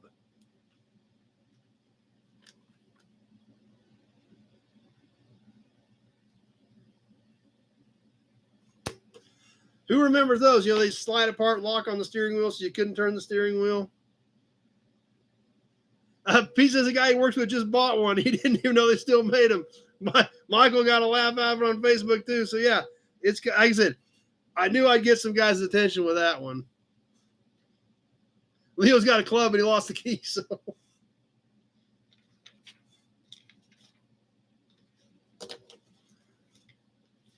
something I don't see a lot of, Energizer car batteries. I don't really remember many of those. Obviously, we still see Energizer batteries, but not a lot of Energizer car batteries. Tweety lost his key too.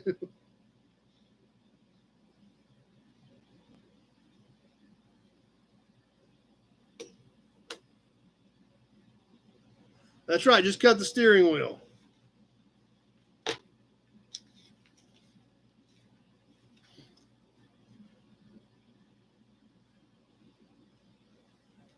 So many Cherokees and Neons were getting stolen. The cops used to pull people over and give them club coupons from Canadian Tire. I've never heard that. Something else from the 90s, and there again, definitely 90s on this.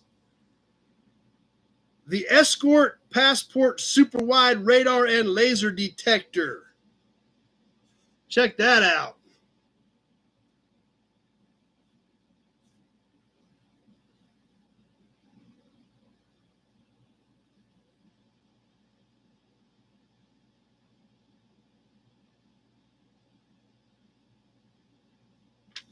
And while we're talking about 90s technology, another ad from the fine folks at Escort. The cordless phone. The first cordless phone home. The first cordless phone worth bringing home for the holidays.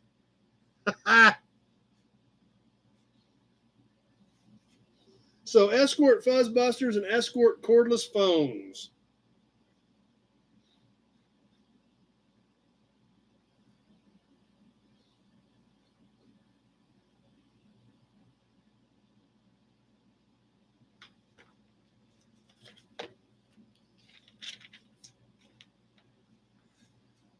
Something else that is definitely from the 90s. Who remembers the Geo Prism? Big 2-page full color ad.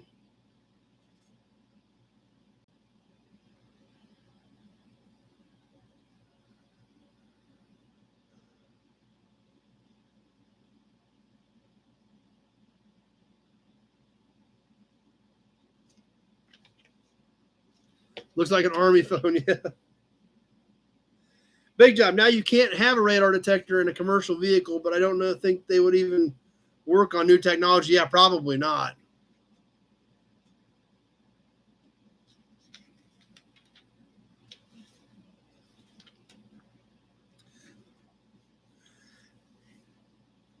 And something else that very popular back in the 80s and 90s, Texaco, Star of the American Road, prior to Texaco being merged or bought out or whatever it was. But look at that ad. Tell me that don't bring you back to some of those days.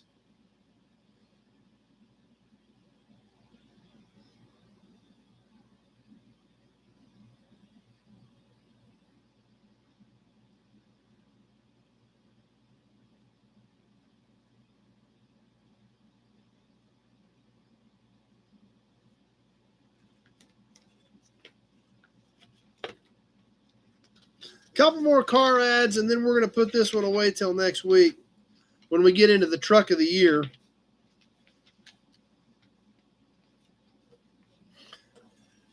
And this is these cars I thought were pretty neat. I thought they did a good job with these, especially on some of their specialty models. On the mid-90s Ford Thunderbirds. Nice full color ad with the interior shot, the exterior shot.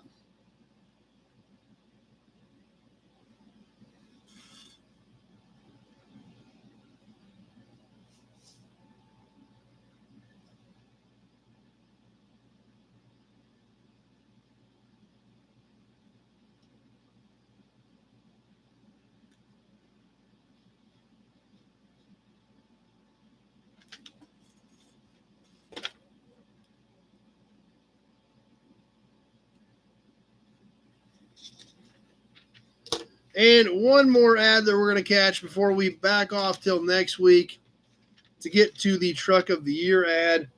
And this was on the downsized Buick Regal, a very safe proposition from any angle.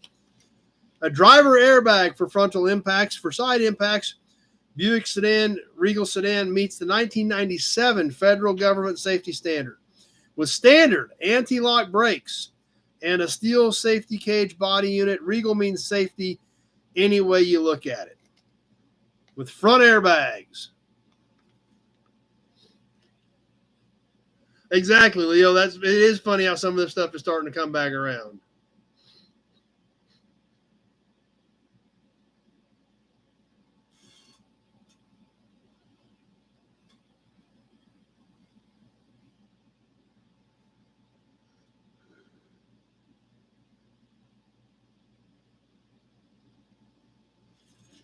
And that will catch it for the first half of the December 1993 issue of Motor Trend. We'll be back with it next week to catch the Motor Trend Truck of the Year article. And see, well, that's right, Kenny. It is about the same color. Looks about like the promo. And see what else is going on in December of 1993. So it's kind of crazy to think we're October 1st. This is the December issue. This was literally being put together 30 years ago. And some of these cars are starting to come back around. Pete says, great mag. Mark liked it. Kenny's digging it. And I'm good. Dakota's a 93 model. So I'm glad you guys like it. It was something different. Obviously, I really like a lot of this stuff because that's what I graduated high school 93. So that's what, I remember a lot of this stuff and I like mixing it up. And I'm glad you guys enjoy the fact that we mixed it up and are doing some different stuff. We're going to go back and do some old stuff again. We're going to go back. We will come back and do some of this other stuff in the 80s and the 90s. But that's what I try to do. I try to work when I'm working on this stuff. Michael Gagola liked it. Great. I'm glad you guys enjoyed it. I don't want it to be the same thing every week. So just trying to work things out, come up with different ideas, different things, and stuff that you guys like that are going to find interesting. So I'm really glad you like this because I do want to do some more 80s and 90s stuff as well when we get into these. Scott graduated in 99, so he likes seeing it perfect. Yep, to go to and William, that is a super old magazine. But it's part of our hobby. It's part of where this hobby is going, and we need to recognize that.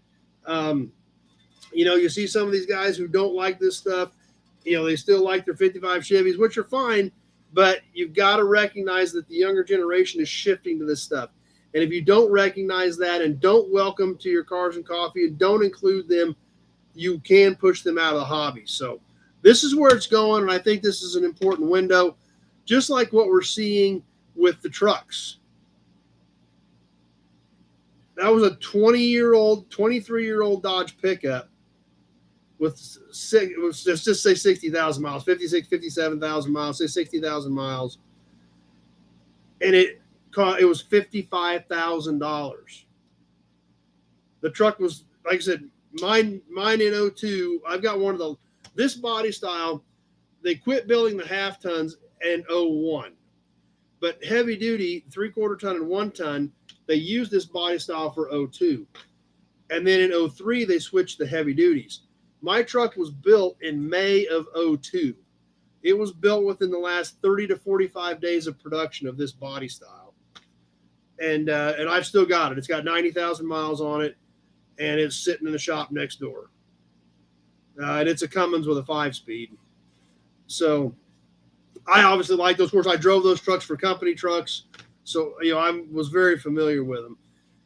Thanks, Dakota. I do a good job of keeping it interesting, and I appreciate that, because that's what I'm trying to do by shaking things up. So, yeah, I've still got that 02, my 02 Cummins, sitting next door. It hasn't hauled a car in 4 years now, but it's just like I said, I ordered it new. I plan on keeping it, and that's what I've done. But I ordered, that's what I had for company trucks too. I ordered those for company trucks, so that's what I drove when I worked for Chrysler. So I was familiar with them. I always thought that was such an iconic body style. And we'll get into that a little bit more next week when we talk about it. But no, I did not order an HO. When I ordered that truck, because I actually ordered it, the HO, the 6-speed only came with the HO. And what the difference basically was, the HO had a little more power because it had bigger injectors. It just put more fuel in the hole. And for me, I wasn't going to do anything other than haul cars. And the regular Cummins with a 5-speed was going to do anything I would ever want to do. I'd been using them for company trucks, so I knew what they were capable of. I was not going to put 30,000 pounds worth of round bales behind this thing to where I thought I was going to need it. It was fairly pricey. I think it was another $2 or $3 grand more. I mean, I think it was a couple grand more to go to the HO with a 6-speed, and I didn't need it. It got worse fuel mileage because it just had bigger injectors dumping more fuel in the holes, and I wasn't going to need it. So mine is a regular Cummins with a 5-speed on my 02. But I'm glad you guys liked it.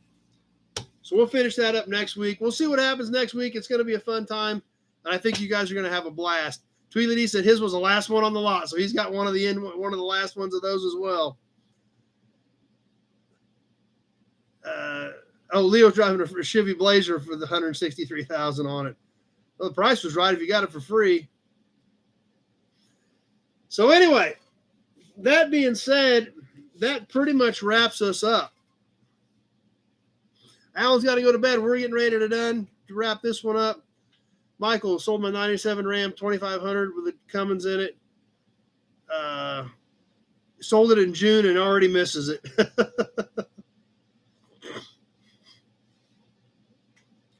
But what's coming up? Obviously, F&E stuff this week. It's on the channel, Kenny. There is a video on it on the channel, right? That I actually did it 2 or 3 years ago when I cleaned that truck up. So before a lot of you guys were on here, but yeah, it is on the channel. So yeah, you can absolutely check it out on the channel. But like I said, it was before. The last time I hauled cars with that truck, I think was the end of 19. So it was probably in 20 or 21. Just sat for a while, then I got it out, buffed it out, waxed it, cleaned it up real good. I actually had both of them out when I cleaned up the gray one here, a month or 6 weeks ago. I actually had them both out and took pictures of both of them. But I do have a full video on the 02, so you can check that one out and take a look at it on the channel and see what you think of it. But I do like that truck a lot. I mean, it's I'll look real quick here if I had any of those other pictures. And yeah, here it is.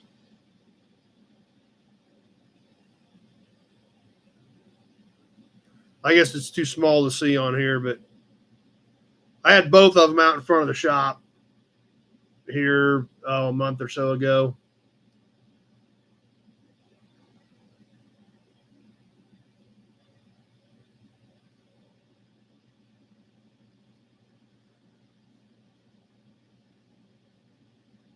So anyway, perfect, Leo, not a problem. I know you've had plenty to deal with. Hopefully your life gets back on a normal, even keel this week. We'll get her taken care of. No big deal. Bill Dis, love the 90s throwback. Perfect. And the new raffle. I'm glad you guys are still liking what we're doing. I do work hard. I do try to put something quality together. I do have some Randy. I just don't like selling any of it because I've got that truck. So it just depends on what you need. But there again, another perfect example. You're restoring a 99 Ram, and I think we're going to continue to see more and more and more and more of that happening with these 90s era pickups. So anyway, I guess we'll get ready to wind this up. Stay tuned. We'll have some content coming from F&E this week. We'll see what happens tomorrow night. I may try to throw something up tomorrow night, whether it's Pioneer Village or new inventory or something. But Wednesday and Friday, I'll see what happens Friday. I'll try to have a video ready, but I usually get really busy on Friday night. We do have an open house Friday night, so I will try to have the video ready to load, but I don't know if I'll be right on 7 on that. Yeah, just give me a shout tomorrow, Randy, if you can, if you get a minute. And we'll try to get something up. I'll probably shoot some content from F&E maybe Wednesday as things are starting to line up.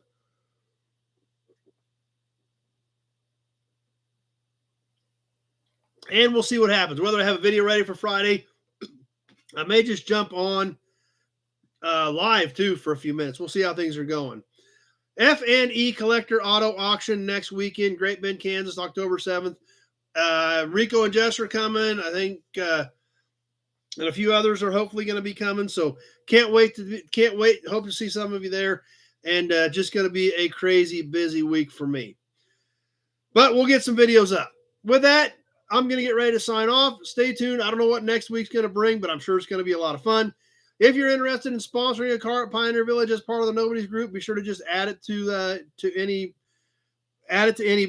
auction winnings, add it to raffle tickets, or just send it through. I will keep track of that. I will keep you guys posted as to how much we're getting put together, and we will help out Pioneer Village by sponsoring a car or two, as well as doing YouTube content.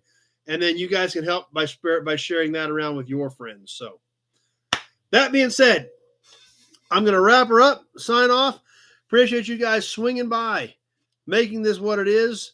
Hang out for the Sunday night live chat. No Toy Tuesday this week, obviously, since I'm going to be crazy busy, but I will still try to get normal videos up this week. And we definitely hope to see, I need to get some sleep. Like I said, I got out of here at actually 2:15 this morning, 2 o'clock yesterday morning. So I was down here until 2 Friday night, 2:15 last night.